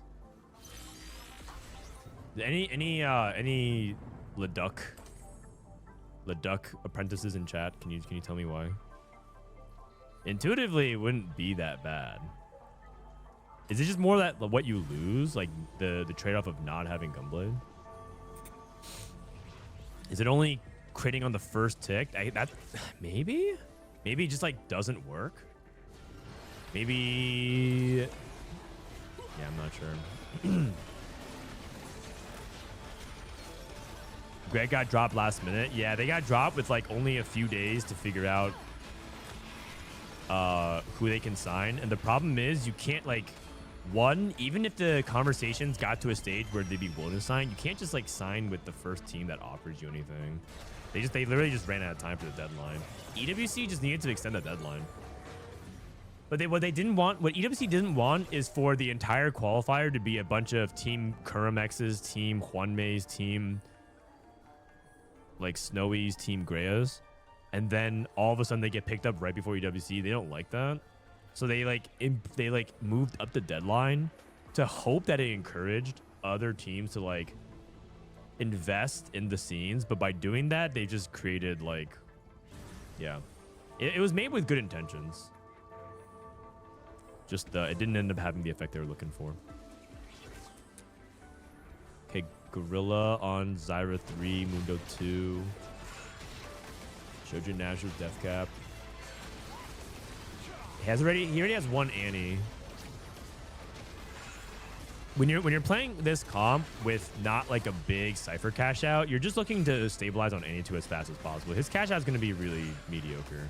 You're going to cash out on like 2 lives or 3 lives here. Just take like, you know, the 2-star 2 cost and gold or whatever else he gets. This is pretty bad. Go to Greg. Greg is a better cash out. 2 cloaks. Playable. Not the worst. He never got more than 3 Cypher. Is he going to amp? He's the amp player. 2 cloaks is not ideal, but it's not like impossible to use either. Okay, it's pretty bad. It could have been worse. It could have been 2 vests. Cloak at least can build into Spark and Adaptive, I guess. Vest would have been like, ugh. Okay, but that's pretty bad. If you got 2, okay, it could have been 2 swords. 2 swords would have been bad too, I think. He has a Reforger. That's fine. Wait, 4 rods? You can go Bis Yumi. Death Cap, Death Cap. Okay, realistically, it's just Death Cap plus JG plus Gunblade.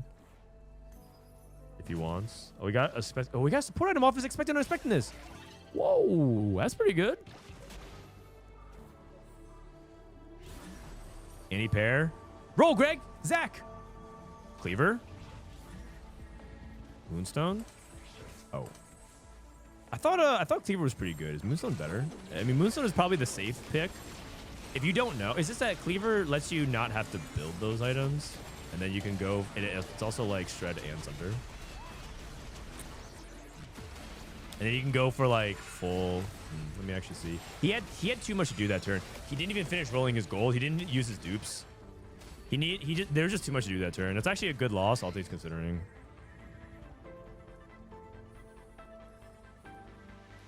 All right, support items. The best support items in this comp is Cleaver. It's not even close. It's Cleaver and then everything else. Everything else is Delta neutral, and Cleaver's the only thing pretty good. It's okay. I don't blame him at all. It's like if you don't know what to take, Moonstone is just a really safe pick.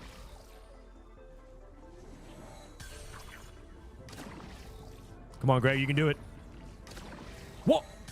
Zach Pear? No, he's not gonna do it, is he? 3 blobs in the shop. He's gonna do it. He's gonna do it. He's gonna do it. He's gonna do it. He is gonna do it. Just sell it. Yeah, just sell it to this Alistar. Come on. Also, we have 2 dupes. Oh, he's using dupes for the econ. Okay. Reasonable. Reasonable. Yeah, so if he took Cleaver and didn't use his rods for that, he could reforge 1 cloak, make JG, itemize Yuumi, and go for adaptive, and that would have been better. All good. Hopefully he's stable anyways. I mean, if he gets Zach too, adaptive would have been so good for Zach as well. Pressure, man. It's hard. No, Greg, don't go away. He lost the mirror. That's a really big mirror to lose. It's okay. Econ loss. It's all good. Okay, that's big, actually. Oops, bought the wrong unit. All good.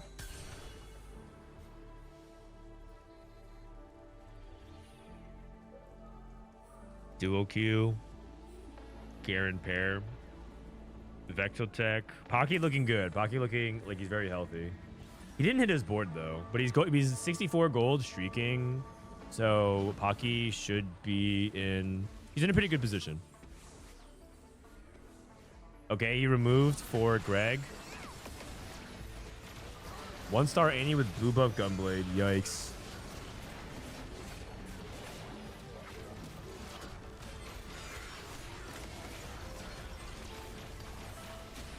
All good though.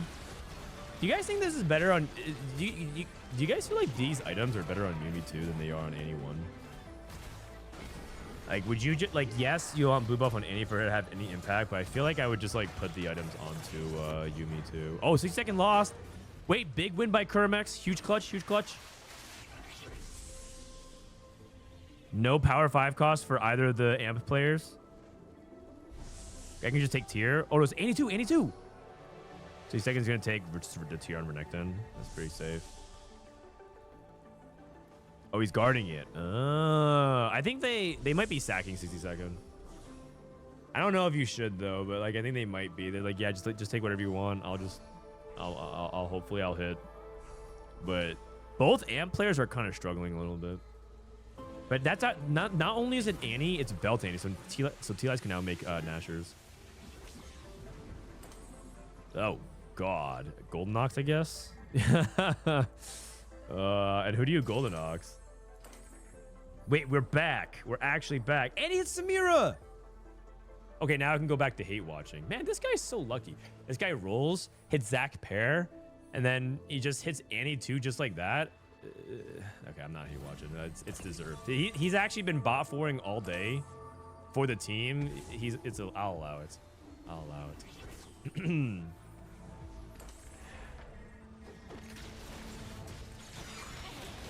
Okay, Huanmei's on at least 2 only. 60 second has like no prospects for improving unless he literally hits like Samira, Annie in the same shop. He's dead. Okay, it's fine. It's actually fine. Dead before Anomaly. Like he got his Cypher Street griefed. He missed on Nate. He's poor. His augments aren't good. It's fine. Good for Team Greg. Good for Team Greg. And Greg's at 14, which is actually good enough to take a loss from stage 5 as well. So I think Team Greg's spot is good. Plus, you never know. He might be able to hit Zach too. And I think he's at like 20 blobs now. Oh. Damn. That's a lot. That's a lot. How come he's not putting items on Yuumi? I feel like Yumi's pretty good. I guess just a single Gunblade is not that great.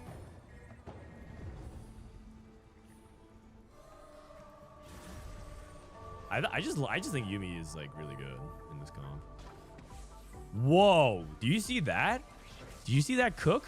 This guy's playing Bruiser Street Demon off his trade tracker. He's playing 5 Street Demon, 6 Bruiser Cho'Gath with Zyra 3. Whoa. And Snowy's like top 3 every game. This guy cooks, man. You know what's really cool about 4v4 is that it sometimes allows player skill sets to shine in unique ways. Because Snowy, if you ever watch him play, he often does weird stuff on ladder all the time. He's kind of a bad player to study for that reason. Because he just does weird stuff. But like it allows some creativity to come through every now and then. It's the advanced Gorilla. I'm not sure it's better than Gorilla, but I mean, he lost an amp board. No shame in that. His board, at least what he's doing is cool. I'm not sure if it's good. He's the Appies of CN. Yeah. I think that's like kind of fair to say. Appies is like kind of a heavy reroller though, and I don't think Snowy is like a super heavy reroller. But yeah, it's definitely not a bad comparison. Looking for items for Poppy. I guess Warmhawk's Rageblade is like one option. Okay, it makes anti. Okay. Titans. Yikes. Not ideal, but it's all good. Utility is more important. Double Blighting. Oh, wait. He had 2 Blighting Jewels on Morg? Is that... Wait. Is that secret tech?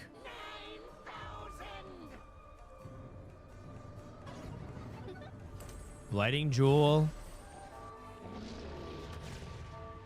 It's insane. It's insane. It averages in the 2s. Win rate is 30%. That's crazy. But believe it or not, you actually don't want blue buff as your 3rd item. You actually want Gunblade. You want double Blighting Gunblade, which makes sense because Blighting Jewel helps you cast again. Check the resistances. I can't. I'm not observing. I'm watching a VOD.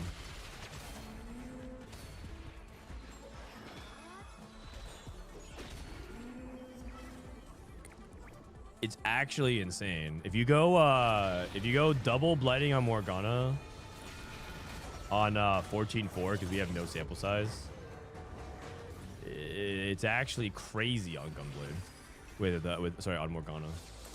Holy cow! I had no idea.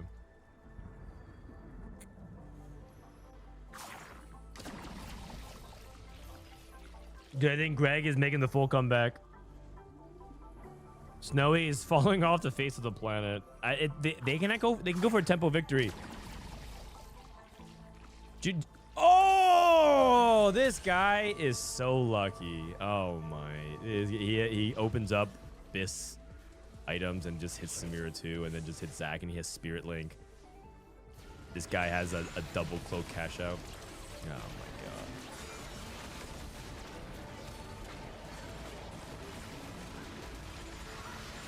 Okay, but double Blighting Jewel Morgana. Hold on. And also, he can't lose by... Okay, he's not losing. Wait. Morgana's popping off. I definitely see why it's good. I definitely see why it's good. He also went double... He got the Gunblade on it as well. That's pretty good.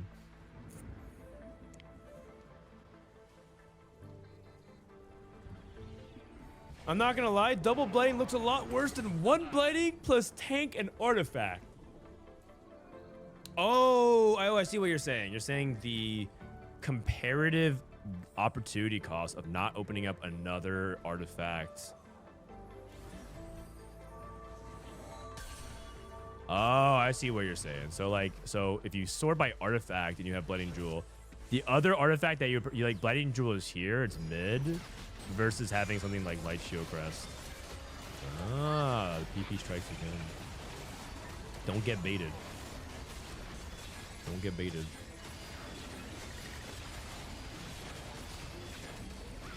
Yeah, I didn't even stop to think about that. I was too busy just reacting.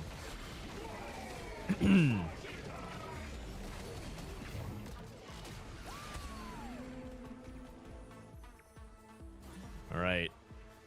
If Juanme goes 7th, I think APG is donezo. And we can start shoving all in on Team Greg. But that's hindsight. No, we're not saying like he should have taken a tank artifact. We're just saying that it's not like it's not necessarily as auto win as it's being framed. We're not saying like it, you know, Blighting Jewel, 2 Blighting Jewels is like bad or anything like that, or he did the wrong choice. We're talking about like if you are in a position where you're offering Blighting Jewel and Light Shield Crest clears it by like a lot.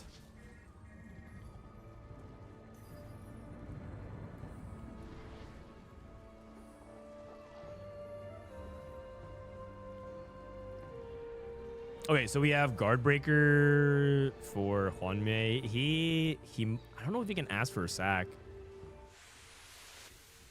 Okay,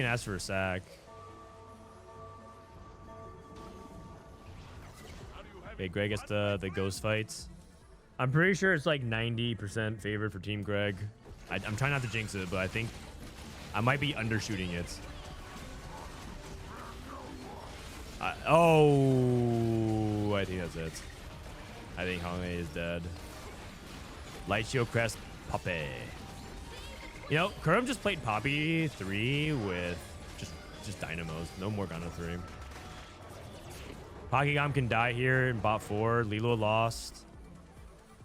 One more loss from Lilo, and it's a triple bot 4. I mean, it's fine. Baki can just die. No biggie. Divinic or Vex.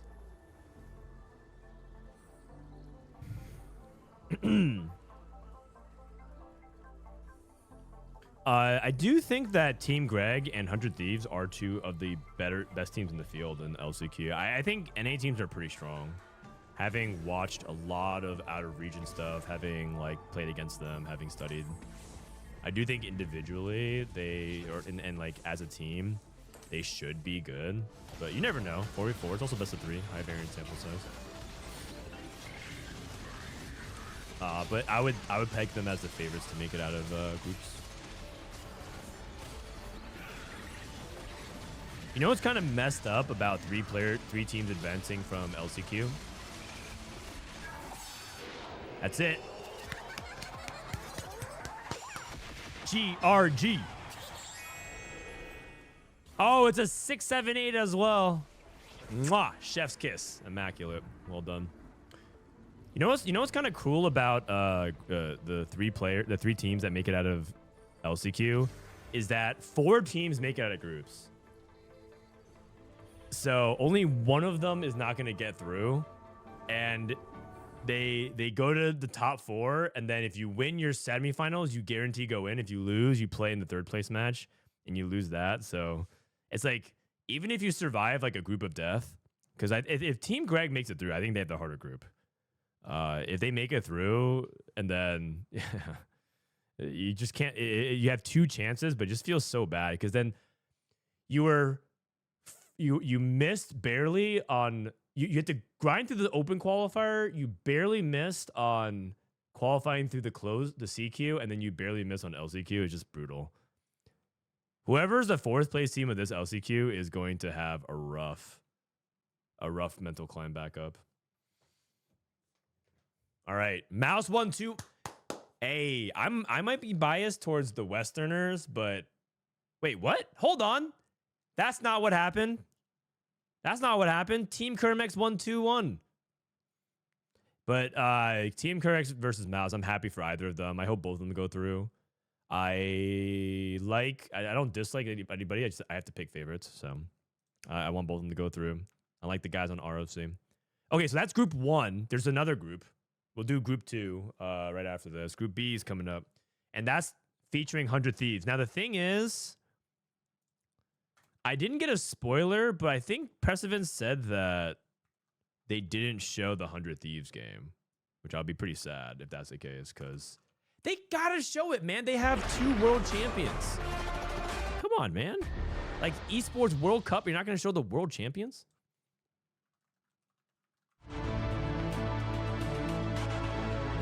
They did show? Oh, you know what? And that's all right with me. 12-minute break? Nah. Normally we just sit here for 12 minutes and just yap, do TFT whirl, I prep a connections or something like that, but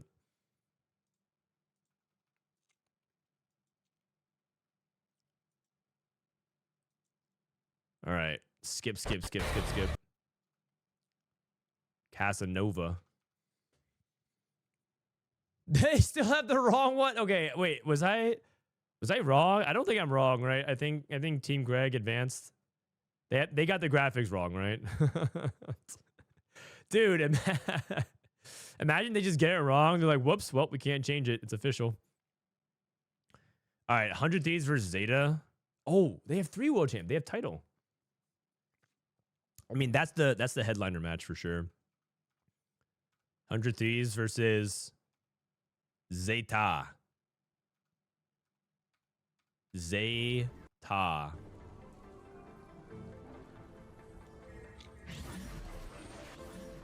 And the counter is Golden Gala.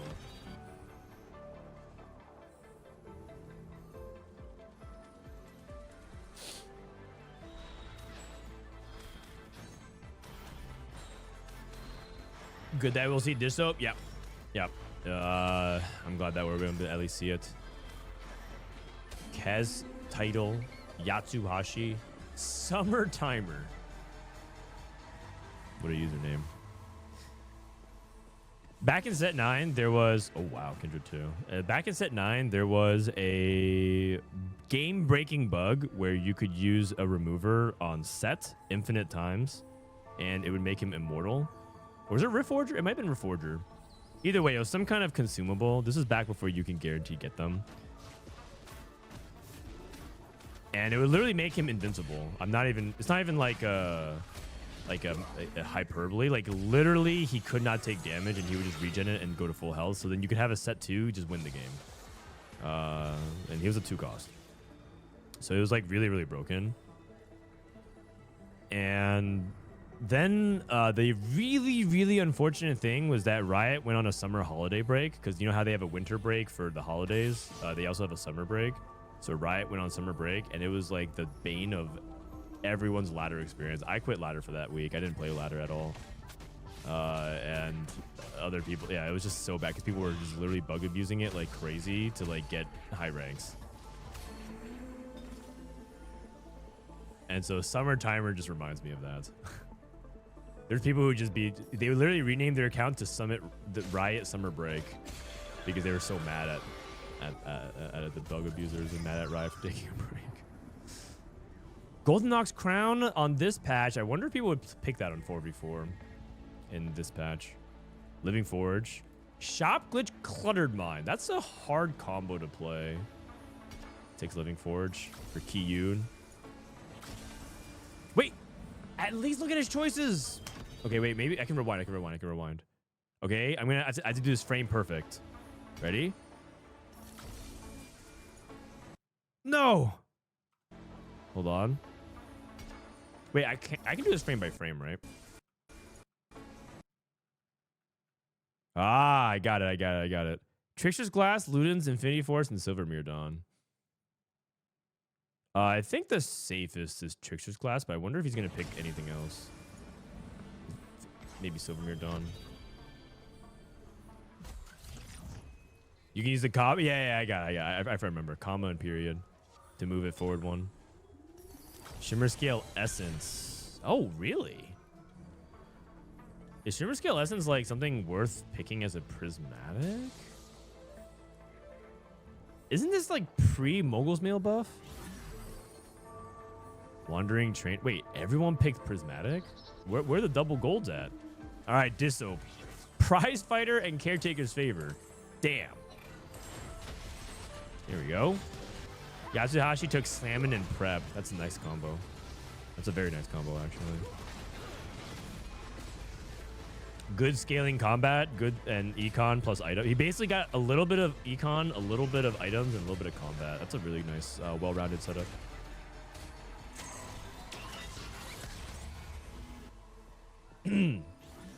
Some friendly advice: turn your mic output on stream. You're much quieter than other streams, and ads are really loud in comparison. My mic volume is like pretty much maxed. I can I can move it up like a little bit more. How about that? That's literally, I guess I could technically, oh wait, actually I have some software that might be able to output it.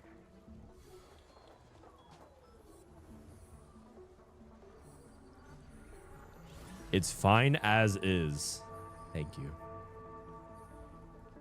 I'm adequate, as chat has said.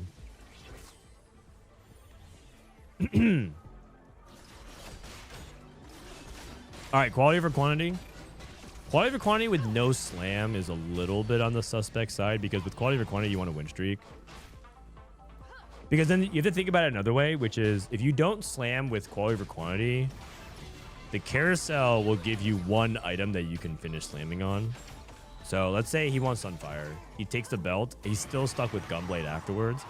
So quality over quantity tends to want to be a tempo win streak augment that you want to have a slammable almost immediately. And if not, you're almost guaranteed to have like multiple slams by stage 2.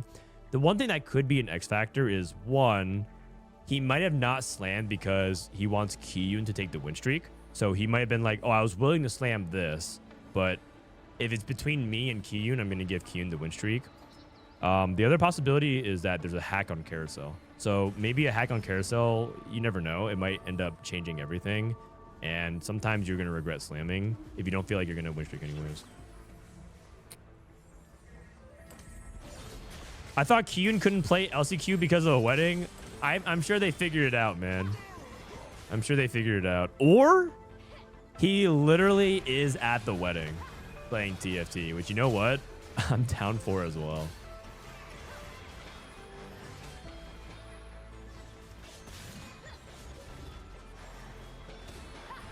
Because that would just be that. I mean, that's just like a plot line of a fun comedy show episode, isn't it?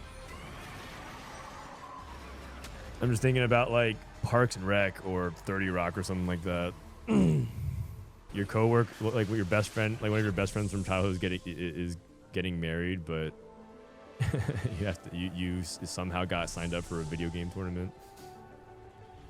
It's just because the premise is so absurd. Kesto Kuro grab bag hasn't used it yet.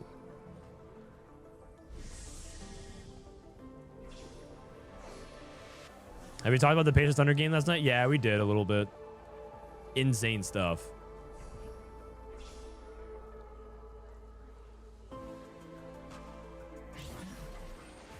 I think NBA fans are so unserious. I think small market teams are pretty hyped to watch. I started to think a lot of these fans, I'm starting to think Kevin Durant is right. These people don't even like basketball. I think basketball has just become soap opera for Gen Z males. They just, all they want is just more drama and that's it. They don't even care about the actual hooping. It's like Sex in the City for boys 18 to 25. Oh my God. You listen to Carl Anthony Towns and his girly hips. Like, what are we even talking about, man?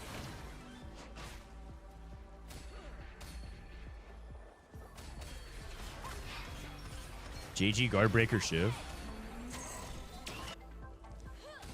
I mean, funny enough, that's actually kind of what Carl Anthony Towns sounds like sometimes, too.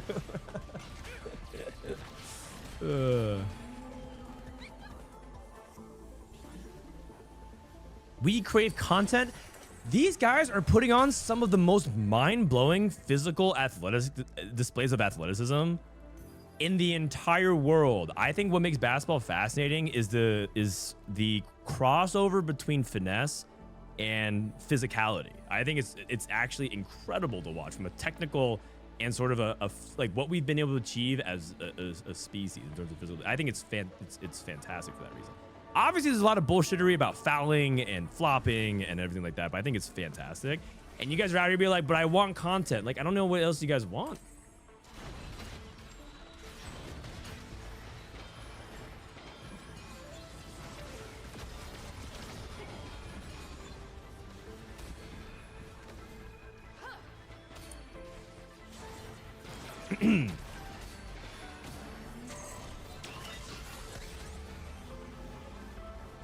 All right, so Diz up on a win streak, looking really good.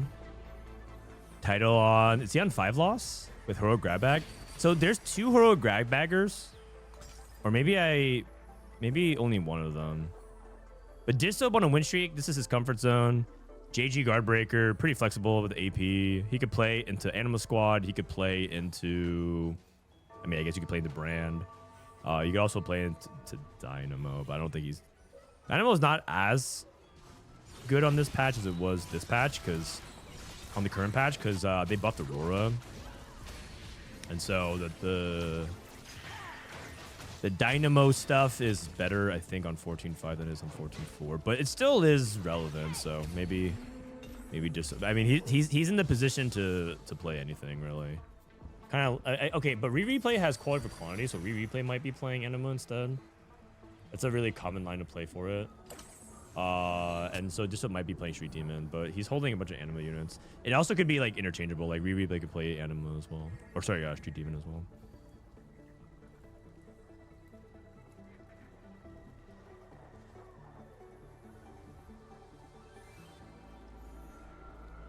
Have you seen 90-minute football? They're the biggest athletes, no doubt.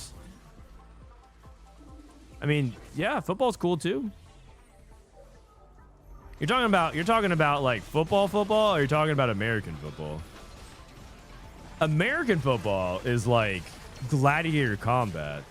You're just watching dudes kill themselves, like almost quite literally. To achieve supremacy. It's basically like modern day gladiator combat short of the MMA. It's like I'm sorry, short of the UFC. I actually think the UFC is like safer than the NFL. If I were to choose a sport for Levi to compete in, I unironically would rather have him compete in the UFC than the NFL. I'm not entirely sure it's entirely close. Replication, bad luck protection. I mean, you just want to take items.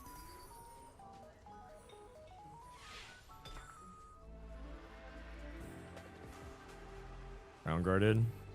More items. Digital has triple items. So Digital's just playing for top 4. He's taking item. So he'll like, maybe if he super high rolls, he can get like a top 2. But he's just playing for like a very safe top 4, helping 100 Thieves get a good placement. Replay looks like he's angling towards Anima as well. So we'll see. Kyun, wait, was Kyun playing? I missed that. Kyun is playing Living Forge, and he's open-ended. Okay, and Spencer's Morgana. So I don't know what Kyun is playing, and I guess Disob hasn't figured it out as well. They might not even know at this point either, because it's entirely possible that Kyun is like, oh, I might amp. Disob could be like, well, I can just win streak amp. Right, and just slam items and play tempo. Like it's entirely possible. Like, it's just open-ended. Just gonna be like, I have Morgana too. I can play Dynamo. Okay. Is it better for 100? I guess Disob has no econ augment, so I think they would. I mean, it's fine. It's fine. At least he gave it to his teammate. But like, if you would prefer Spencer or something in there, would you rather have one or the other? It's probably just fine. Just let Spencer start putting his streak together. Because Spencer win streaking with Morgana is also good too.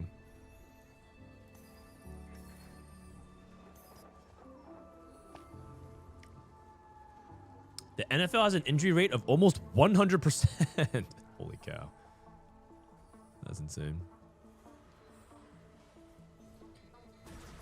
Speaking of football, there's a football manga I'm reading that is actually fantastic. I don't know if anybody here cares about like sports anime or sports mangas, but it's called Aoashi. It's very good. I'm actually loving it. So I've been reading that for like half an hour to an hour at night just to like go to bed. It actually it has potential to be the best sports manga I've ever read, and I think that's high praise for me because I read a lot of them, and I love a lot of them. So it's actually really good. So and I'm not even a really big football fan myself. Like I follow it very lightly. There's a security guard at Seattle airport that always asks Messi or Ronaldo every time I pass by them because they ask, like, because they don't remember me, they just ask me every time. And that's the extent of how much I talk about football, because I talk to them at the security gate. But so I'm not particularly a big football fan, but I like it a lot. Are you up to date? No. I'm not. No, I'm not up to date at all. I'm not up to date at all. But it's a really, if you guys like that, it's a high recommend for me.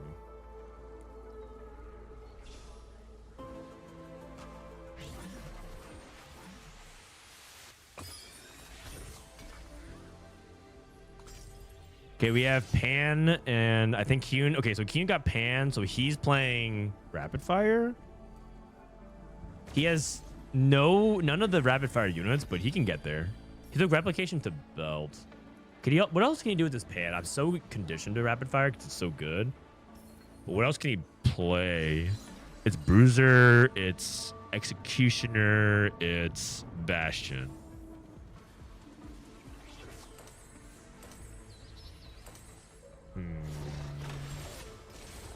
Okay, he is making Rapid Fire. I guess he has to make like Guard Breaker or something. Okay. Yeah, it makes sense. It's fine. Also, Title's win out potential is really high if you can get to 10th Street Demon.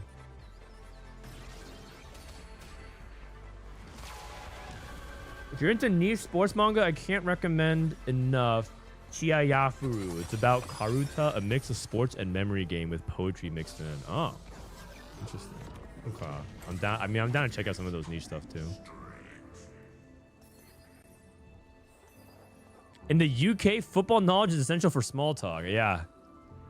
I was told that when I went to... I lived in Europe for a bit, and they told me that.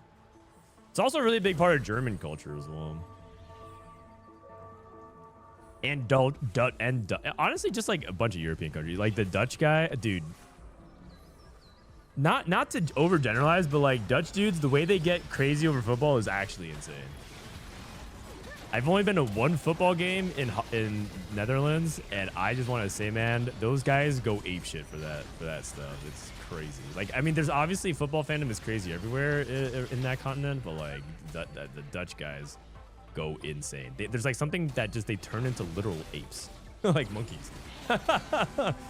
They're not even saying words anymore. They're drunk 2 hours before even like the game starts on the trains. Like you're on the train to get on the train to go to the game. I'm not even on the train itself. I'm on the train to get on the train, and they're already drunk, naked, screaming, throwing shit. It's like what? Like what is even happening? I'm not even on the train to get to the game. Like I'm like one station removed from it. It's crazy, man. It's wild. It's just absolutely wild. They know how to party is what I'll say, man.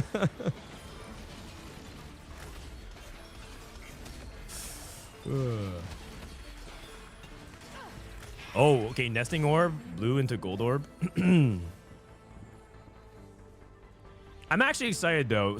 I have to say, sports culture in Europe feels very pure to me, and actually other parts of the world. In America, it feels so commercialized these days. There's definitely elements of it that's really good in the US, but like even in some popular sports in US, for example, like basketball, you look at some of like the way reforge into the talisman. No. 2 gambler's blades. That's fine. That's actually playable. It's actually playable. Never mind. It's not as bad as I thought it was.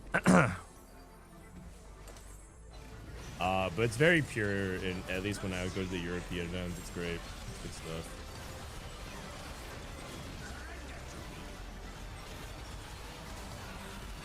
For boot camp, for Vitality, they invited us to go to a sporting event, and I said yes. And I think I might be the only one that said yeah. I think Milk's interested in going as well to a sporting event nearby, but it might just be me and Milk. I think Setsuko, Soju, and Pressman are like, aren't we gonna miss 1 day of practice? And I'm like, yeah, that's true. I'm not sure. I feel bad if it's like, if I'm the only person that goes.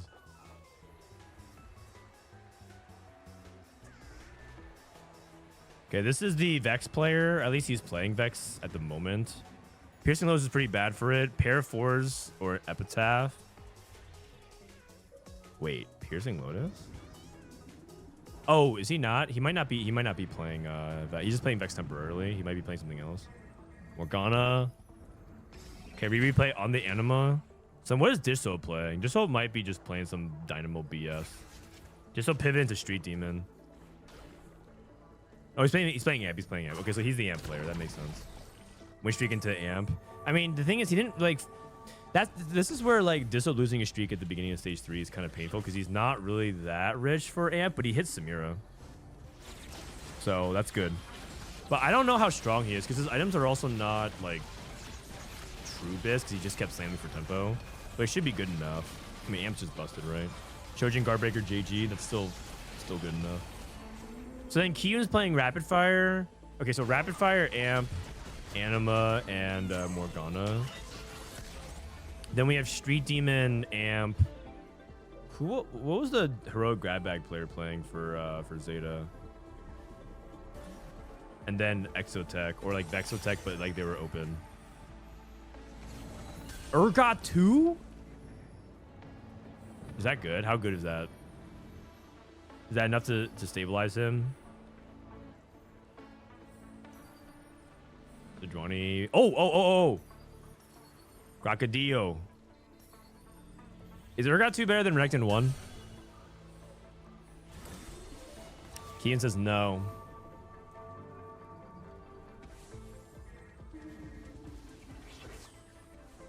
Okay, Spencer going up against Rapid Fire Renekton. I think if Kiyun is going to be really stable, he can afford to lose a couple times here. I don't think Morgana is. I think Spencer's Morgana spot's pretty bad. He's level 5. They might just be sacking him. If Disso can play for Amp and play for a top 2, top 3, and then if Kiyun can win out here, they don't need Spencer to play for placements. Replay lost though. I'm kind of worried about replay in Spencer. How many sets do you have to win on LCQ? You have to win 3 sets. In groups, you have to win twice no matter what to advance. Either go 2-0 or 2-1, and you have to win 1 match of either the semifinal upper bracket or lower bracket. So you have to win 3 sets. Okay, Kiyun got denied the Renekton. Yatsuhashi stops it. Ah! Did you see that? Did you see that? Disso and Replay both went for the bow. They were both standing here. Uh-oh. A little bit of confusion on who to go. They're just both standing there in the center. Hits Urgot 2 on 8 and continues to roll another 30 gold. That's fine. You have the other upgrades matter. Just because you hit Renekton or Urgot 2, but your entire board is 1-star, you still need to have 2-star units.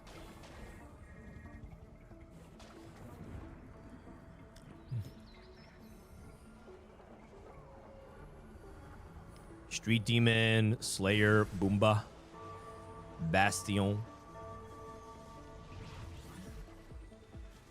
Yeah, Spencer just holding on for dear life. He thinks he's going 8th, but he's just trying to slow the process down as much as he can. If he can steal a win off of Kes here. Okay, Kes went Morgana. If he can just steal off of a... He's not going to steal a win though, right? I mean, he does have Spirit Link and Crown Guard, and the other guy just has Cybernetic Bulk. Maybe Cooking Pot just scales. I mean, he's on Poppy 2. If it was Poppy 3, maybe. Okay. All right. It might be a 7-8. If Riri can go for a 6. Oh, Spencer's actually buffing his Elise. Awkward. Wow, that's actually kind of messed up because it looks like this Poppy might be closer. Oh, actually, not really. If you actually just draw it on screen, it actually looks shorter. We were both scouting their team and didn't notice. Oh, for the carousel, it's all good, man. As long I think the spot for 100 Thieves is still decent. I'm just surprised at how little this qualifier quantity is winning for replay. I thought it should be able to win. It's not even like his setup is like bad. Climb the ladder, quality, quantity, like good with verticals, utility to shred. I guess he doesn't have like a ton. He doesn't have like the shivs. Like the shivs is just really good tempo. Also, spat doesn't do much for him, but at least he's griefing the other enemy team. Like his job is to just play for like a fifth is good. Fifth is more than good enough because if Sensor goes 5-8, then whoever wins the lobby, and they have high win potential. Fifth is like best case scenario. Sixth is good enough, and seventh is bad. So what they're aiming for.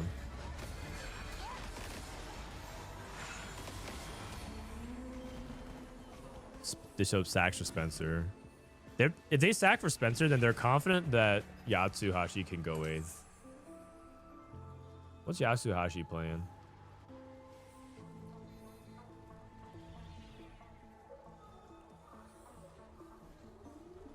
Man, I think Spencer natural level to 6. I don't think Spencer spent a single gold on buying EXP this game. That is very sad. That's actually so tragic. Oh man, he's just so far behind.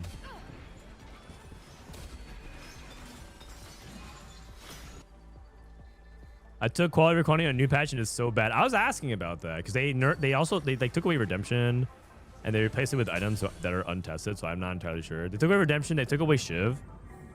And I don't know how good the new items are.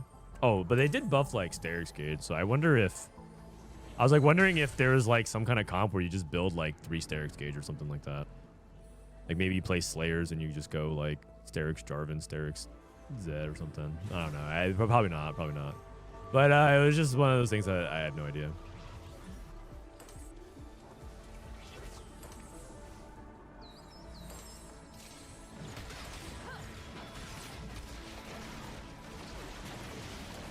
Radiant Sterix and Radiant Guardbreaker are busted. Is Radiant Guardbreaker even that good if you don't have crit though? Like, I mean, I guess just the Radiant item and nothing else. Maybe the base crit chance is so high it activates very consistently. Title, by the way, does not look like he has a good spot. I think Title's bot 4. He did not get to this 10th Street Demon. No real tempo. His board's bad. They might actually be able to send Title 8th. Spencer got another win. Got Poppy 3. If you can find at least 2, you can actually steal some wins here. Title's board is not that good. No combat. He took emblems, items, econ, and items.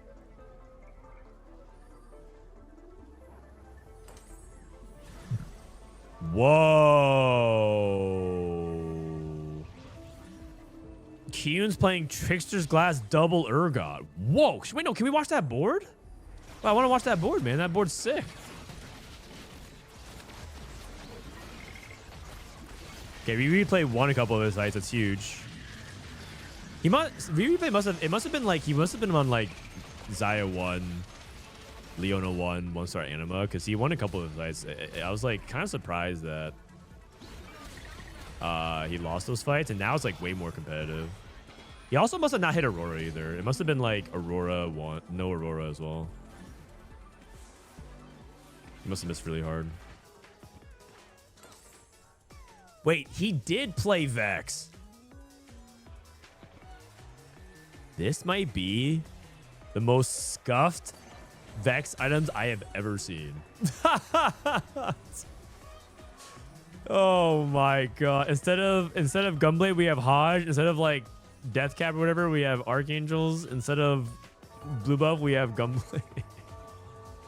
I mean, I guess I could see the vision kind of. We also have Piercing Lotus on Executioners. Holy cow, Summer Timer. Oh my god.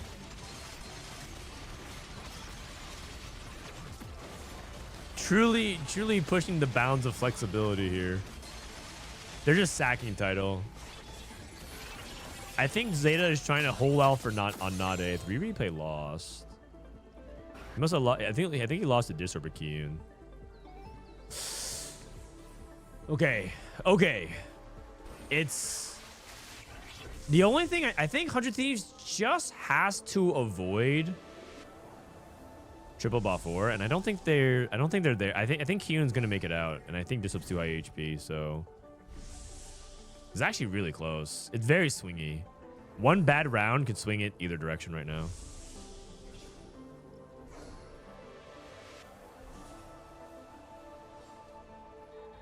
Replay takes Garen on with an IE. Okay. Yatsuhashi holding Leonos until the day he dies. Dynamo Vanguard. He's playing like the set launch patch 1 Vanguard Dynamo setup, which is just so awkward. The problem with that board is like you have to choose one of 3 synergies. Like unless you hit Aurora, you usually play 4 Vanguard, and then you don't get Syndicate, or maybe you don't get 4 Dynamo, but you can squeeze in everything and have MF carry. It's just really awkward. I hate that variation. Title holding on, going up against Dissoap. Dissoap can end it. Tempo amp. Another cast. This brand has a lot of damage. Zyra. Oh no! Oh. I guess Disso wins the battle of the 2 world champs. Nice, nice. That's a big clutch. That's a big clutch. And Natsuhashi is dead as well. I think it's over. I think it's over. Spencer's on a win streak. Oh my god. He actually brought it all the way back. I was talking about how Spencer can play for placements. He actually hard stabilized as soon as he got to the Poppy 3. He must have hit critical mass. Holy fuck, I just realized I messed up on my pair 4s. I leveled for Ziggs 1.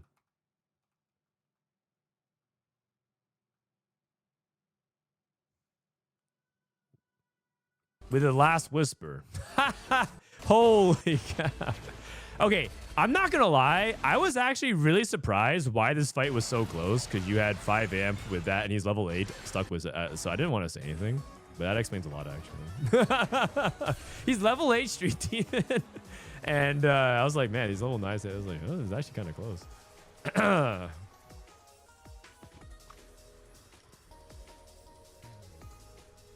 Yeah. The mental damage. The mental damage. Spencer, they're potentially sacking Spencer. And Kez has to sack for some time. But I actually think if Kez goes on the 1 life, it's actually mathematically impossible. So I think 100 Thieves. I think 100 Thieves is guaranteed to win at this point. Especially if Kez takes a bad loss. Like, I mean, it doesn't really matter, I suppose, but it could. It kind of does matter because of like how much you have to play for the overkill. Yeah. Is it possible? Hold on a second. So theoretically, Kez. No, it's actually possible. It's actually possible. Never mind. I thought Disso was gonna still like. I thought Disso and Kyun was still gonna have a lot of HP. Wait, isn't it better if replay just dies here, and then they can guarantee match? Oh, actually no, because they can just exchange. Oh wait, so replay does die, but I think matchmaking could still have it where Kez. Oh, actually no, it depends on their previous match history. Ah, because Disso just played. Wait, no, actually I don't know. I wish I could check. But they're stacking replay because they want to accelerate how fast Kez plays Summer Timer. But it depends. It just depends a lot on their match history and whether or not it's guaranteed. But I think there is a world, assuming that it's just true random, where Kez is gonna play Kyun and sometimes gonna play Dish Soap, and theoretically they could just swap for the next round, and that could be the deciding factor of the game. But I don't think that's gonna be the case.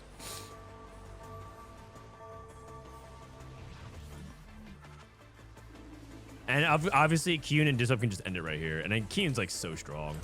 6 rapid fire, double Urgot. Oh, and Urgot, can he execute in the back? She was actually shooting at the Morgana. Oh, Kyun's way too strong. All right. Clean victory. Very clean victory for 100 Thieves.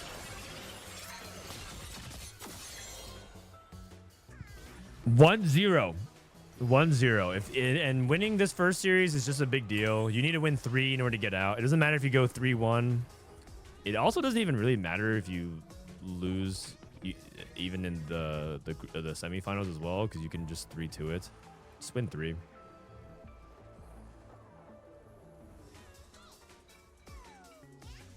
Did you see the Lilo Cypher game, bro? I need an explanation why he wasn't rolling for Vice, sitting on 60 gold with LeBlanc and Galio.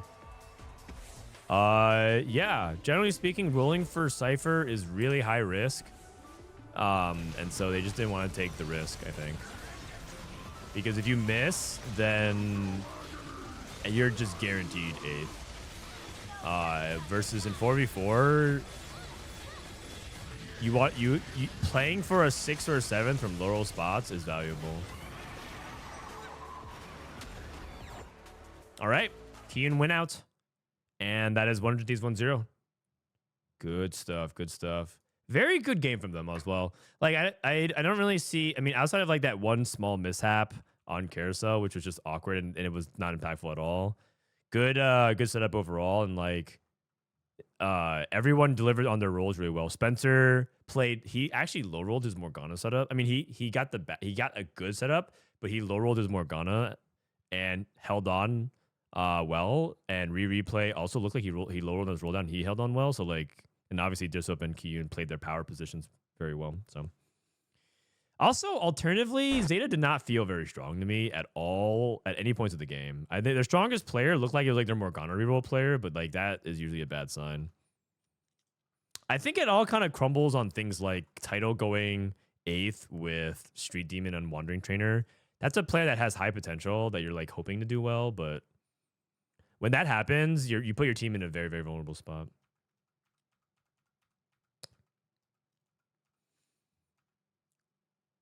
Soju thought the Zeta players won the lobby on 4-2. Did he?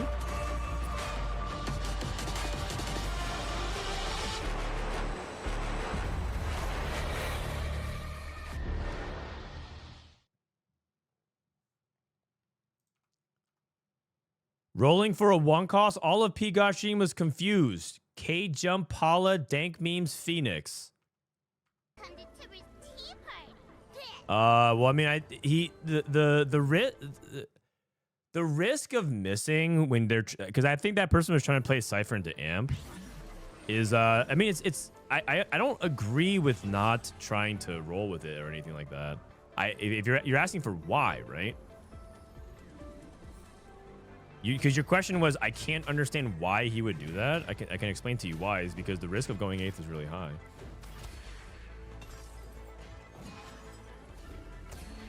And in 4v4, like going 8th is generally really bad, especially if you're the lose streak player that like is trying to play for potential win out. I don't have the statistical analysis of it, but I'm assuming that it'll like drastically like cut your win rate in half.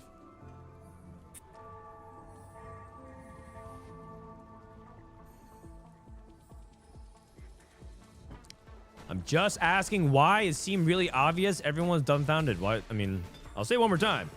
He didn't want to go 8th and miss, because you could roll for a lot and miss, but sometimes you just got to do it. Even rolling once or twice is not bad, I think, in that spot.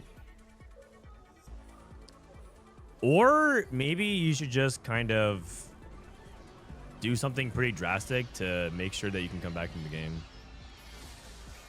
Like play a reroll, like all in on a reroll and play for like a 6th.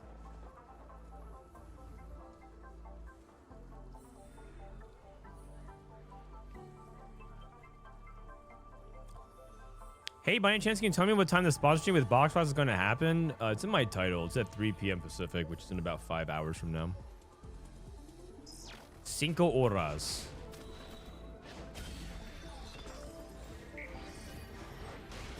Okay, Cypher Starve or replay with 10 HP. Morgana 2 as well, so a couple options open for him.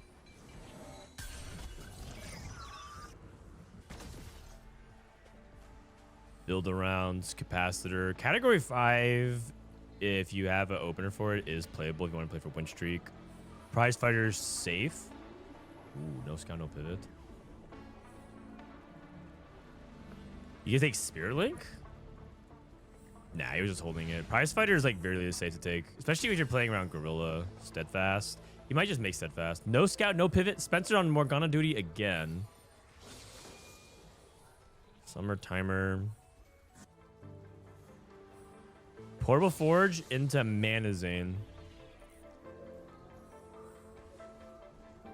And then Silvermere Dawn. Okay.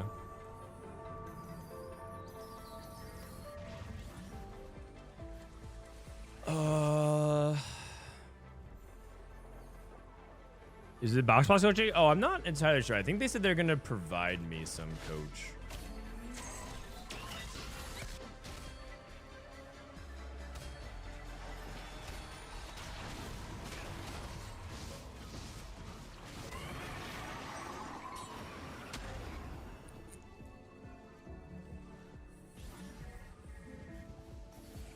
Okay, we have Edge of Night, not today. Sorry, I was just checking my Discord messages here. Yeah, I'm not entirely sure who's coaching me. Sorry, Broly, but just come back and check it out, I guess, in a few hours if you're really excited for it. I think they might have one coach for both of us, but I just they said that they'll provide it. That's all. Do you agree that Vitality is the best Force team? Yeah, of course. I actually don't even think that's particularly hard to dispute. Like, maybe you could say that Wolves, like they're definitely the best in the Americas, and compared to some of the other very, very top teams, they're at least top 3 in the conversation, probably even top 2 minimum.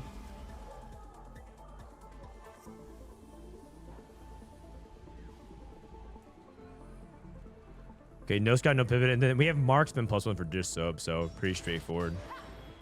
Marksman, so Marksman on tower defense is less impactful than having it as an emblem, because the emblem itself is what you love about the effect, the fact that it can reduce armor. But fun fact is that that target dummy attacking does reduce armor, so pretty good for the early game, I guess. Is Boxbox even good enough to coach you? Yeah, Boxbox hit top 200 on Mechabellum because he's been playing it for like 9 months, and he plays. He tells me he plays literally every day. He says he got sponsored for it last year and ended up liking the game so much that he decided to just keep playing it. And he plays it like every day. Not like a lot. He just plays it to like cool down. Like if he's just hanging out, he'll play like a couple games. Call it. It's kind of like with me and Street Fighter. I actually kept playing Street Fighter after the slam. I play it a few times a week when I have time. I'm slowly improving at Street Fighter. I'm like 1400 now. Masters, which is, it's probably like, I mean, honestly, it's like Masters 100 LP, maybe. No, maybe like Masters 0 LP, probably correct. I'm not entirely sure. Probably Masters. Either way, it's not that good. Like the equivalent of TFT. Spencer doesn't know what he wants to take here. Interesting. I guess he's leaving it open. He could take anything. He doesn't have Pandora's, right? Just so. Dude, this little Craggle running around, man. Calculated loss. Yatu actually got Cypher in. Silvermere Dawn into Cypher.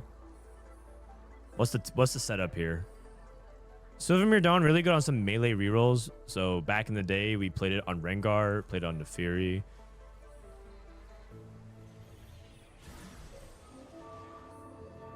Top 200 is pretty damn good. I'm impressed by Boxbox. Dude, he's a gamer, man.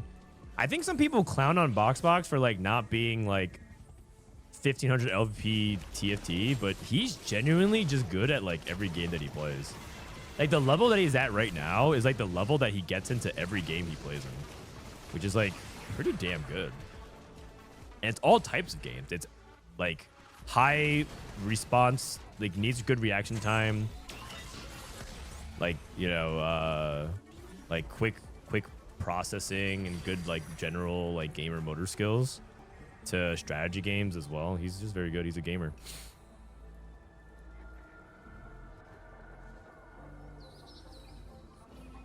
Also, Reynad, Tempo, Bazaar. Come on, Frodan, when? When it comes out on mobile, I'll play the Bazaar. I generally don't really play a lot of auto battlers on the PC, unless I guess I'm sponsored by it. Okay, he's trying to grief for the, oh, this is a big, wait, Title's griefing as well. Wait, Title beats him, right? They need Title to beat Yatsuhashi. Yeah, he does, okay. The Morg didn't draw any aggro. Ah, okay. Well, I mean, they 4-0'd anyways. But if Title ended up beating Yatsuhashi, that would have, or if Yatsuhashi ended up beating Title, that would have been a disaster.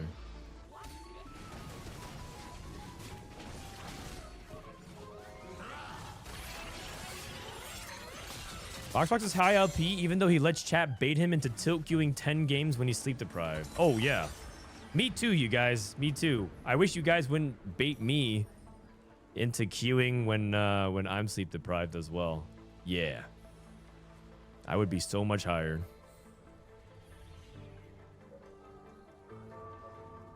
Manazane with Portable Forge. Oh. No, it's actually true though. The problem is that I'm always sleep deprived. I generally don't sleep enough. I need to sleep more.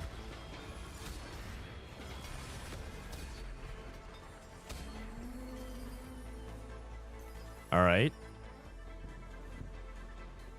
Replay. I guess he's just open-ended.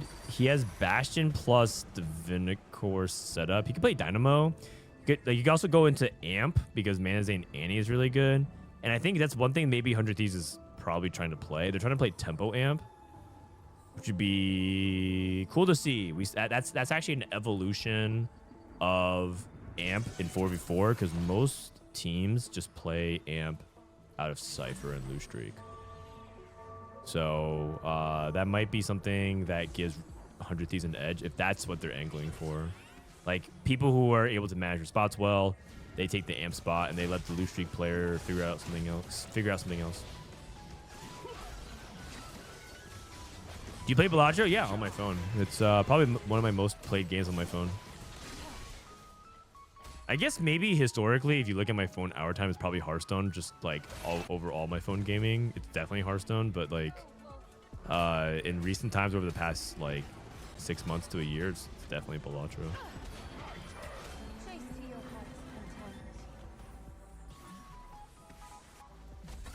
Yatsuhashi. Okay, so this is the Cypher player. He's gonna take Magic Roll Insta. I wish they would fix this for Spectator. I wish you could see the dice rolls.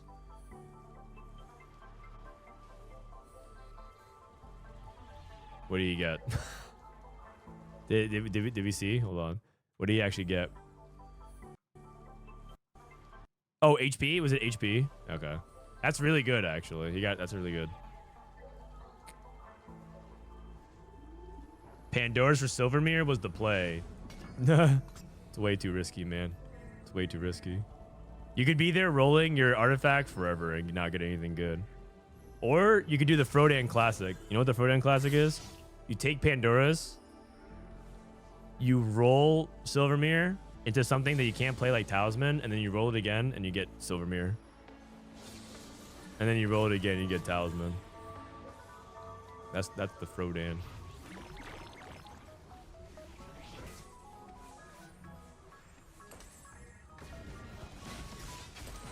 Soju T-Light's great, and Preston are like, how do you not take Pandora's?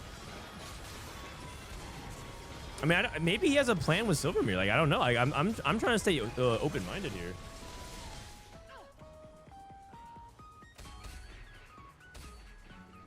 I guess he's playing loose. He's also the Cypher player though, right? Pandora's is better also because he's also a loose streak player, so he can actually tailor his items. He take it because he has a certain game plan. with Silvermere Dawn. Because with Silvermere. Like, he also took Silvermere while lose streaking, so he clearly has a game plan of it. So the interesting thing about listening to player commentary versus like overviewing or like general commentary is that I think a lot of players color things through what they feel like is correct or incorrect, and I think that's definitely interesting.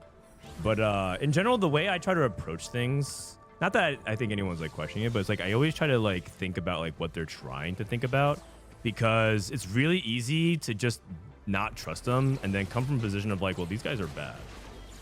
And I think that's like a really, I mean, it's an opinionated way to approach commentary, and it actually leads to like, you know, maybe some more flair. But I think it's like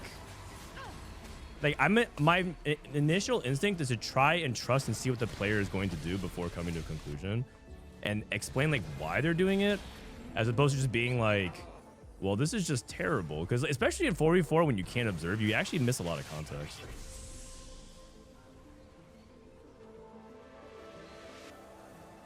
So like, let's just like see what he's trying to do. Man, I'm getting now that being said, I even said at the very beginning, I don't even know what Silvermere Dawn plays into right now, but maybe this guy got some tech. Jerry, thanks for the 30 months, man. Have you tried the new Maple Story card game? Not yet, not yet.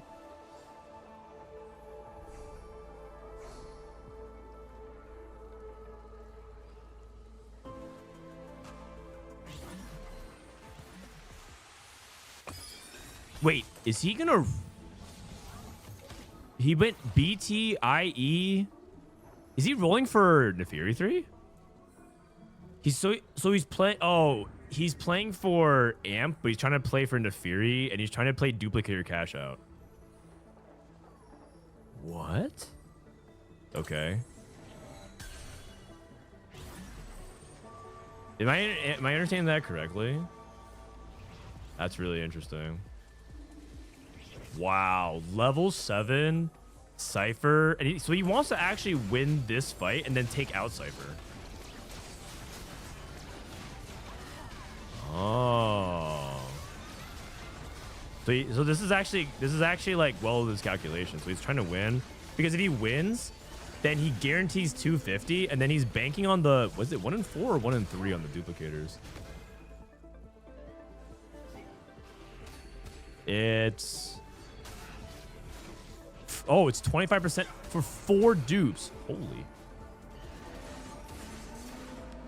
Hi, Taylor. How you doing? Everyone be cool. Mega hottie in chat.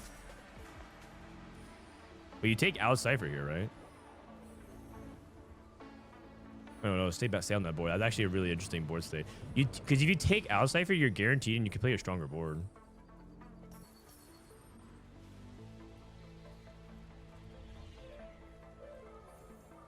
Okay, Morgana. He's 7 Morganas. Tay, AFK is your wife. Yeah, that's right. Okay, so he took out Cypher. Okay, I will say that this has high potential, but I will say that this is very, very, very risky.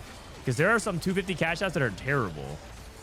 If you get the pan with Dr. Mundo and Alistar, I think your game is just over, because you can't really use that pan. I guess you can use it on a strategist emblem. So, sending it for a 25%er is... Replay is also starting... Wait, is he playing Cypher at 100? Wait, was he play... Replay is playing Cypher on a 110 win streak. He's playing Heartsteel. Replay is actually playing like a late Heartsteel cash. Maybe he cashes out at 3-7.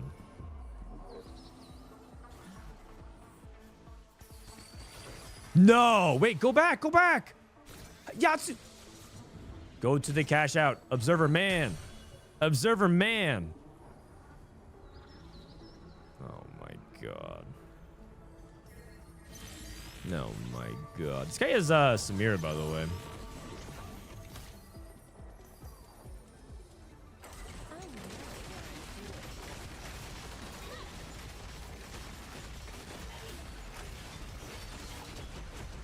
All right, well, I guess we're not going to find out what happened with Yatsuhashi. We'll just have to imagine it.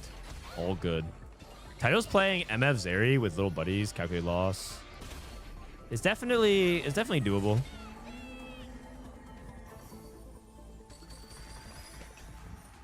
Replay. Okay. Kaz's tempo spot is pretty decent. Slayers? No, we're playing something else. Wait, Slayers?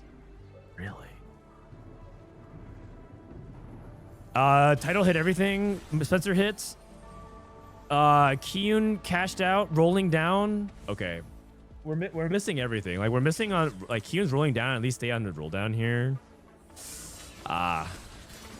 Spencer found a tier. He found one tier. He might make adaptive. He just has to.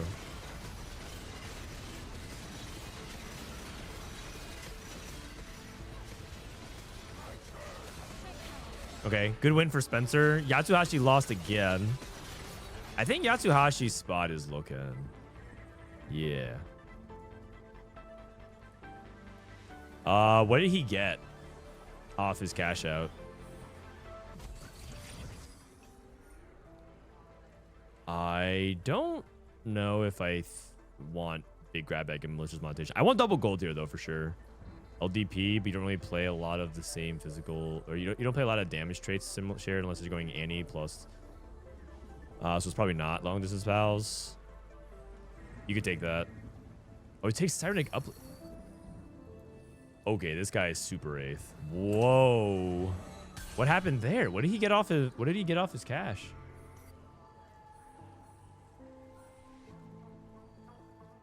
He must have gotten 4 cost and a component. He must have gotten 4 costs and a component.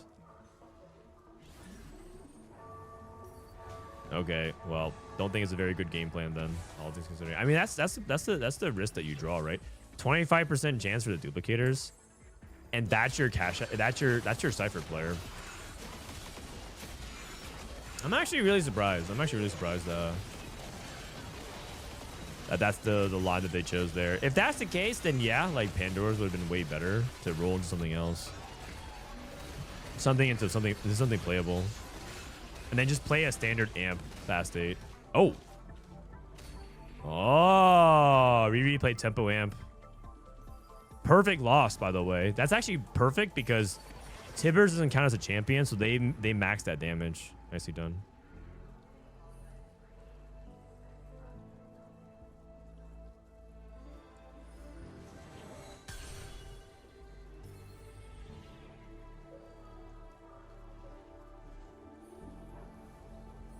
Okay, replay, by the way, I think he just played it for a little bit of gold. He just played Cypher and he cashed out immediately.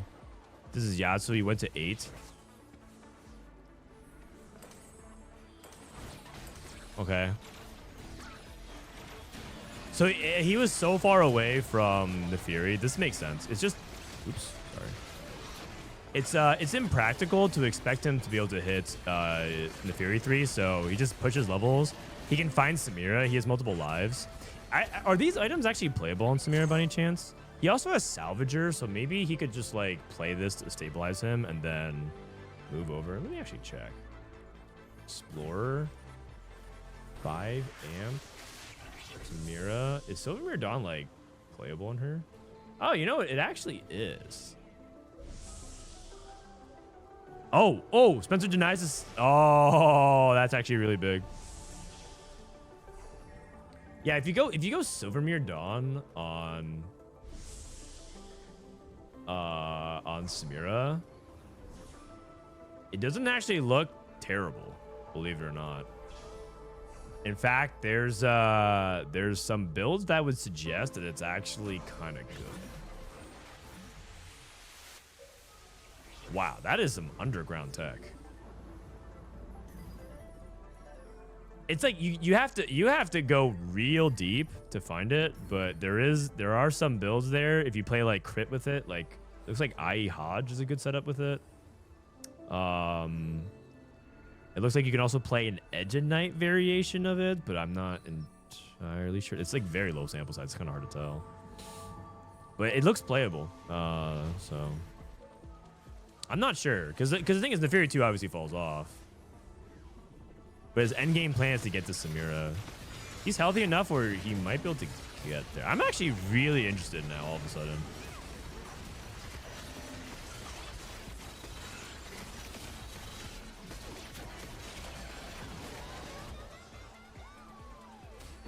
Okay. Just hope losing here. It's fine. You just have to frontline her. When I was looking at his stage 3 spot, I thought, what was he doing till he built BT? Okay. Well, I mean, I kind of thought he was gonna go for Nefiri. Like, so I guess if that's the case, then what ends up happening is if he gets the duplicator, if he gets the 4 duplicators, he rolls, hits Nefiri 3 quickly, pushes levels. If he misses, he uses that econ and tries to play for Samir as a backup option. If I'm understanding it correctly, that's exactly where he was splitting down the middle, which makes it so that he was playing around more than just 25% odds. Look at the table again, because you could get, for 250, you get duplicators, you get Mundo, Frying Pan with the Alistar, a complete item anvil, which is not bad, honestly. And then Econ in the worst case is also okay. So in the worst case, it's only really like one that's like kind of bad then, because you can use the 4 cost for the Econ. Plus the 4 cost might end up giving you Nico and Annie. So I actually don't really dislike it that much. I actually don't really dislike it that much then. Because the alternative is Pandora's, and then you just roll forever and you never get any good artifact. Which is, as you know, I told you I didn't like it at the very beginning because I've done it before and I just got punished like 7 rounds in a row. I just kept rolling into things I didn't use. Yeah, let's just Pandora's. Yeah, let's do that. It's easy. It's I mean, maybe. You never know. It could have been something insane. It could have been Manazane for Andy.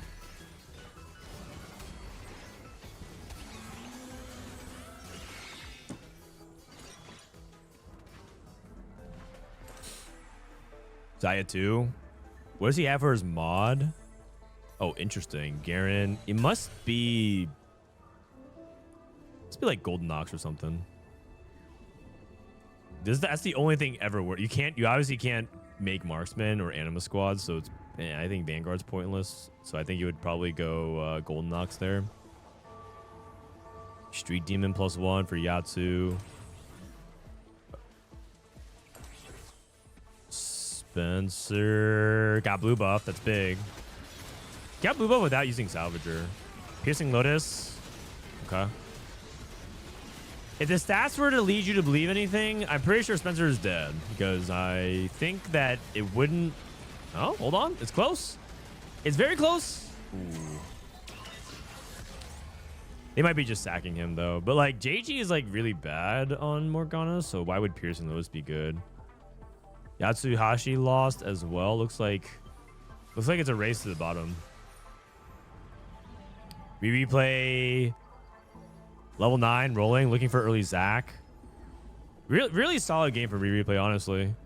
Just like playing a very good tempo line and tempo amp line, which is in my opinion, I think it's like the best way to play. I'm actually getting like kind of sick and tired of these like open 4 into amp coin flippers. I'm pretty sure tempo amp is just like by far and away so much better, and if you just choose to play amp coin flip every game, it's like you're just being lazy about it. I mean, sometimes you're supposed to, you can do that, but it feels like, I guess the better way to say it is that it feels like it just feels lazy.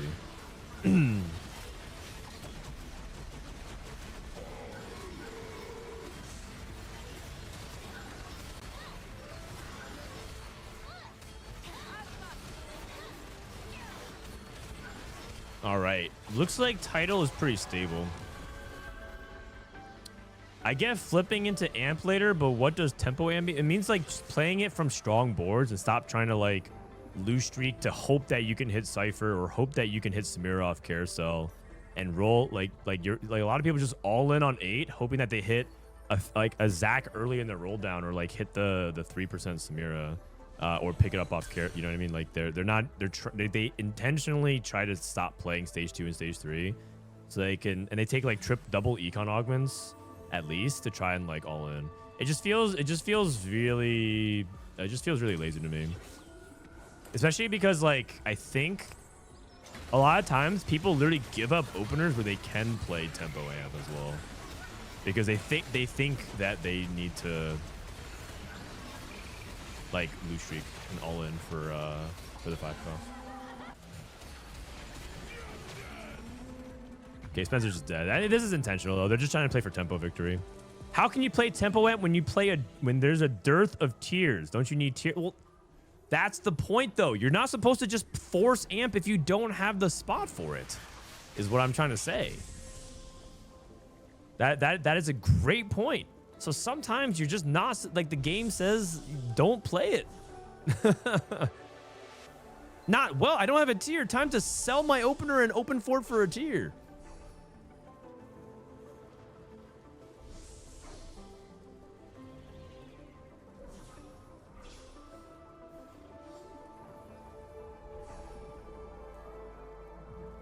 Is this current patch or was previous? It's 14.4.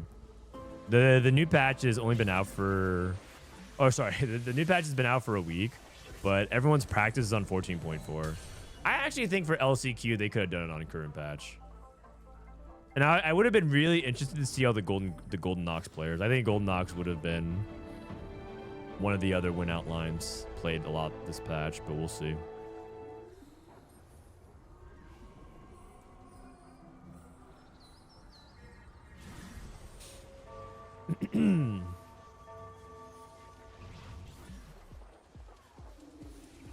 Okay, double Rage Blade, 2 Edge of Knights, not today.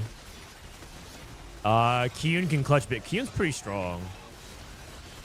Oh, and he got the stun. There is one Quicksilver, but there's a lack of DPS from Kez's side.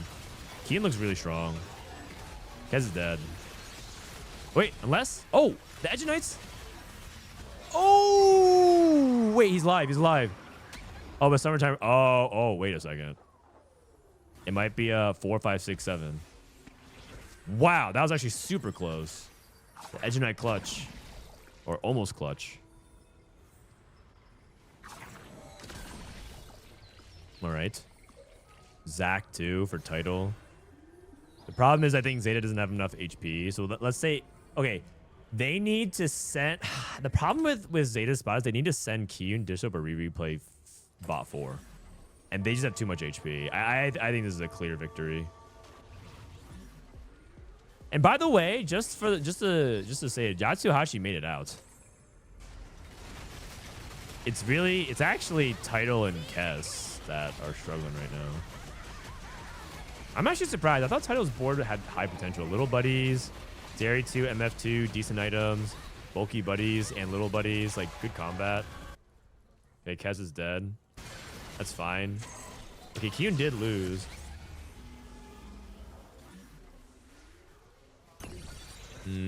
Oh, he did. Wow, he played. Oh, BTIE, Silvermere Dawn, Samir. Okay. That's pretty cool. What I miss? I think 100 Thieves 1-2-0. Sometimes I sell openers for a tier because the uncontested line needs a tier, or shouldn't I? That could be correct. That could be correct. It just depends. It just depends. I can see a world where that's actually where that's actually like the straight up optimal play. He found Zach on his last roll.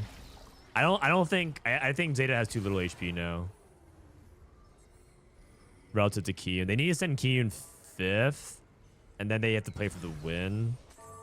A lot of things have to go right. Basically, Yatsuhashi has to face Kyun right now, and Kyun has to beat him. Assuming he doesn't die right here, right now as well. No Samira too. We really playing Unstable Treasure Chest Zach. Really good tech. Samira 1 versus Samira 2. Oh, hold on.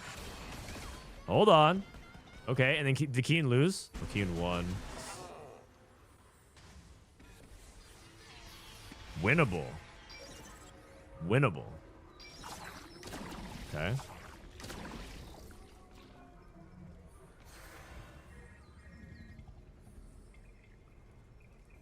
How does Zach Blobs even work when the bench with Aurora? So Zach gets the first part. So his HP is higher due to the blobs, but post split he loses the virus bonus.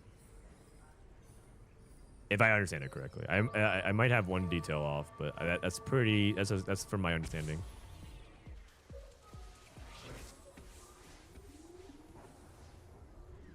Okay, title versus replay. This is another pretend. I mean, they have to win every single fight here.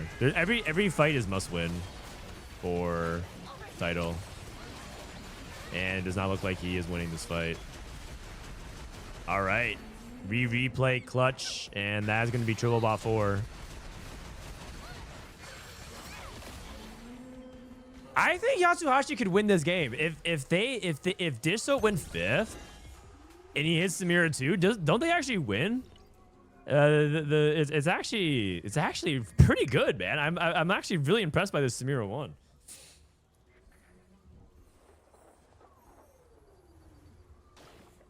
What about me? How you doing? What's behind the frontline Samira right now? It's Silvermere Dawn gives you a bunch of tanky stats, and you can't get stunned. And so you're basically guaranteed to get Samira cap. It turns her into a melee. It's not melee, but it turns her into like a frontline drain tank where she can take damage and not die. And then by her taking damage, she gets more mana to cast. It's actually really clever. I didn't know that. That's actually good tech. I'm going to remember that one. Silvermere Dawn, when you have a Cypher opener and you can play into Samira. That's good. Keaton, thanks for 6 months. Nice job. Wait, Keaton, are you playing like literally at the wedding, or are you still home? All right. So I think so 100 Thieves 2-0, and I think that's the end of the broadcast, right? Do they have any bonus coverage of the other game? Oh, they do. They do. Okay. QAD versus NIP. This is QAD 1-0.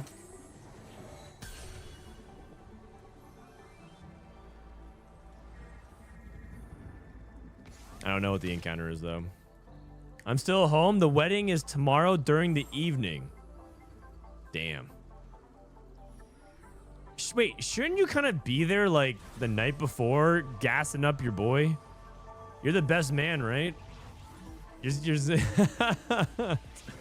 What wedding? Kiyun's the best man at a friend's wedding, and because they're playing LCQ, he's going late.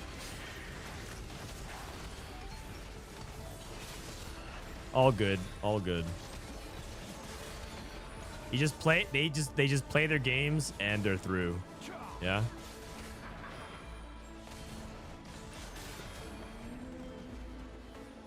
Okay, so NIP is Xiaoqi, Nandede, Lil Lee, and Shichu. Shichu is the winner of the TFT Macau Open.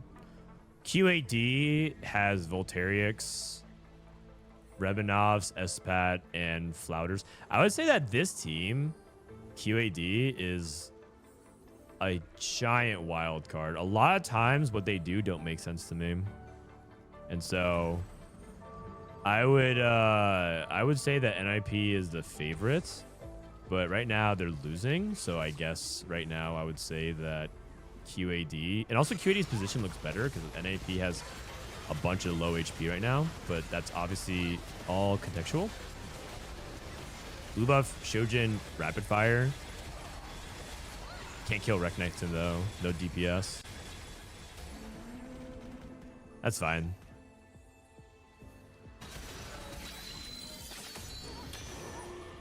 Okay, and we have Marksman Vanguard. Kiyun, don't lie. Did you use ChatGPT for your best man speech? Another pan, by the way. Wait, Flouters gets Renekton. Oh, he's not playing the rapid fire though. He's playing something else. Lily gets pan. Okay.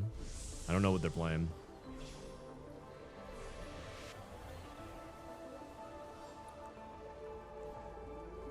Is that Ninjas in Pajamas and TFT? Yeah. Yeah, they have a Chinese team.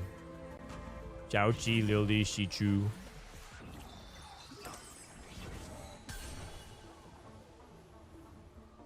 Okay, 6.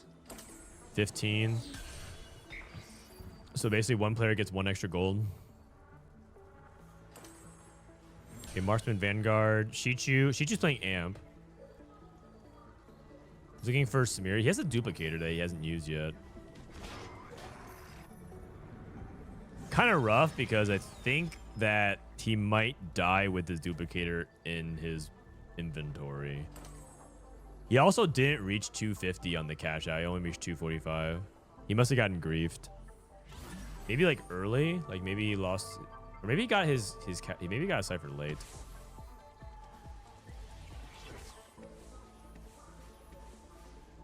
Going up against Renekton, Rapid Fire Renekton.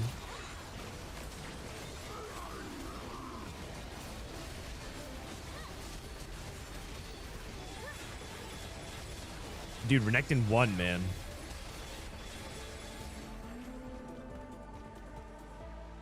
All right, Flouters is probably gonna die here, but if I don't know the rest of the spots. Maybe QAD can play for first. Okay. Flouters still looking for Samira. He found Samira. Okay, hold on. Sell Zach, roll, or sell Viego, roll. Oh, you can sell Nico. He might be holding Nico to grief the other enemy team. But like, I think at 10 HP, shouldn't you be looking to try to roll and see if you can use the duplicator? Balls of steel. Balls of steel. Maybe he thinks he's just going to win. Like, he looked at his matchup. You know he's going to get a win. He's getting a sack from a teammate or something. Going up against Nandida playing Gorilla, but he's playing TG Gorilla, 1 item cow. Oh, God. Okay.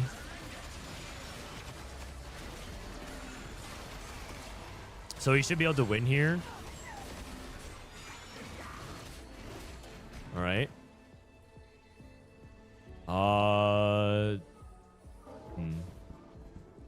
Long Clock seems like a single best comp on the patch. Yeah, I would say Renekton is... Rapid Fire Renekton is the best comp for sure on patch 14.4.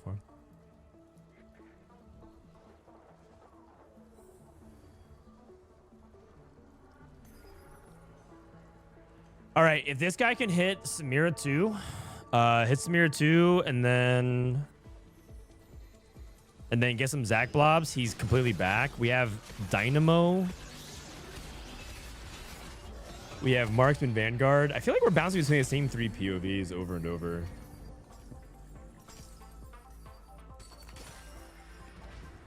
This is a Gorilla player.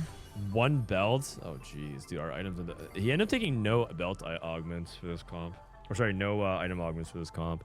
His Street Demon's also kind of awkward. Bulky Buddies and Street Demon setups are just so awkward. 4 Bastion Morgana. Draven 3. You can go Quicksilver here. He's removing for his teammates. Flouters. Did he hit Samira too? He hit Samira too. Okay, he's back. He's actually back. Runin's Hurricane. Xiaoqi's gonna lose here. NIP's in big trouble. They're in really big trouble, actually. Because they were banking on Flouters missing and going 8th.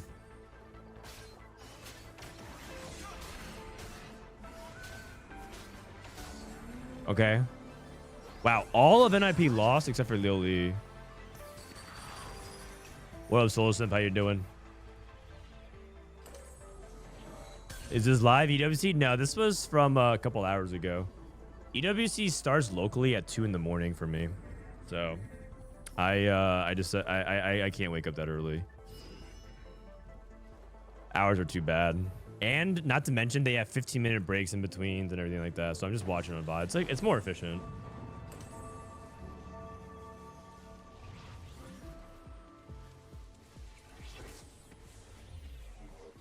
Let's show our friends Okay, we got Shaco Reaver from SPAT.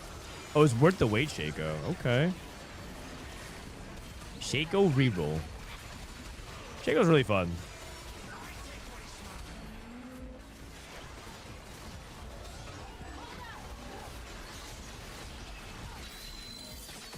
Wow, everyone's at 1 life. Everyone's at 1 life. Oh my god. Wait, NIP barely hanging on, but I don't think Flatters is dead. I think Rebanov, NIP has to hope that they can send Rebanov 8th and then go first. But I don't know. Okay, I don't know how good Lily's board is. Can Lily go first?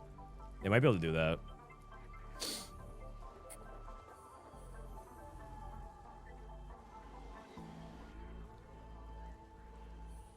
Yeah, actually Lily can. Rapid fire Renekton? Yes, he definitely can. He definitely can. So they need to avoid 8th. They need to avoid 8th here. Elise 3, Dynamo. Uh-oh.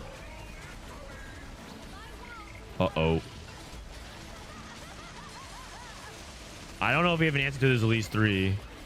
Morgana definitely does not have enough DPS to handle it. Oh, that's a really big deal. That's a huge swing. That is a huge swing. Shichu lost. Lily lost. Okay, so... Oh! Oh! They went 7... Oh! Oh, that's not good. They went 7-8. This was a really close lobby.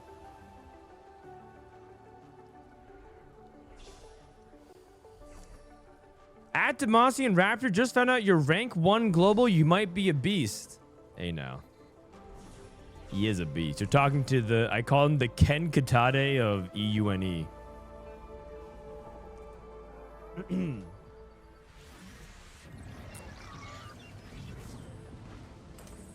The EUNE tech. That's right. That's right.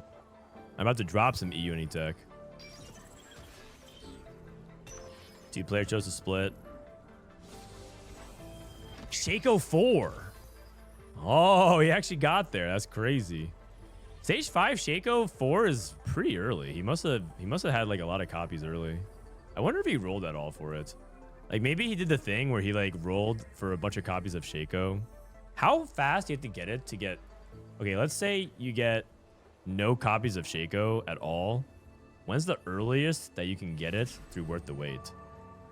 You need 27 copies, so you need 24 rounds, and you get it at starting from 2-1. 2-1, you get a 2-star of it, and then you wait 1 round and you start getting a copy. So if each stage is 6, it'd be 4 stages. So you'd get it in the middle of stage 6 at the earliest. So you found like 4 copies? 5 copies? Maybe? I had 3 Shakos before the augment. Oh, I see. All right, that's it. Yeah. All right, Q. Honestly, Flouters avoiding the 8th was really, really big. Because then you would have seen everything pushed up 1. Flouters going 8th, 6-7, 5-4, and then Lily can play for the first. Huge swing. Huge swing. Damn, that 1 buff, 2 buff duplicator ended up clutching at the very last second. All right. Okay, so that's it for EWC group stage. Exclamation point scores. This is GB matches. Oh, global bracket. Okay, so just as a recap for global bracket, we had Team Greg win 2-1 over Alpha Gaming and then MOUZ. Those are my boys. Group A, and then Group B, 100 Thieves versus QAD. Wow. If you actually look at it, EU and NA won both their series today, while China and China and APAC lost all their matches today. 100 Thieves versus Al Qaeda is a wild matchup. That's not what the organization name is, man. Read the S. The S is important. Read the S. Pronounce it. All right. You know what? It might even be safe to say that China and APAC are behind on 4v4. I mean, it's just 1 day sample size though. Don't get too cocky. If you could easily just lose the winners bracket and then lose and you're out. So job is not finished. All right, cool. So slash marker and EWC watch party. Okay, so that's gonna be it for today. For EWC. If you guys are here just for EWC tomorrow, I mean, I think this works, right? So basically, we're like the rewatch party, but we watch it at an hour that everyone could be awake. Tomorrow, I'll watch it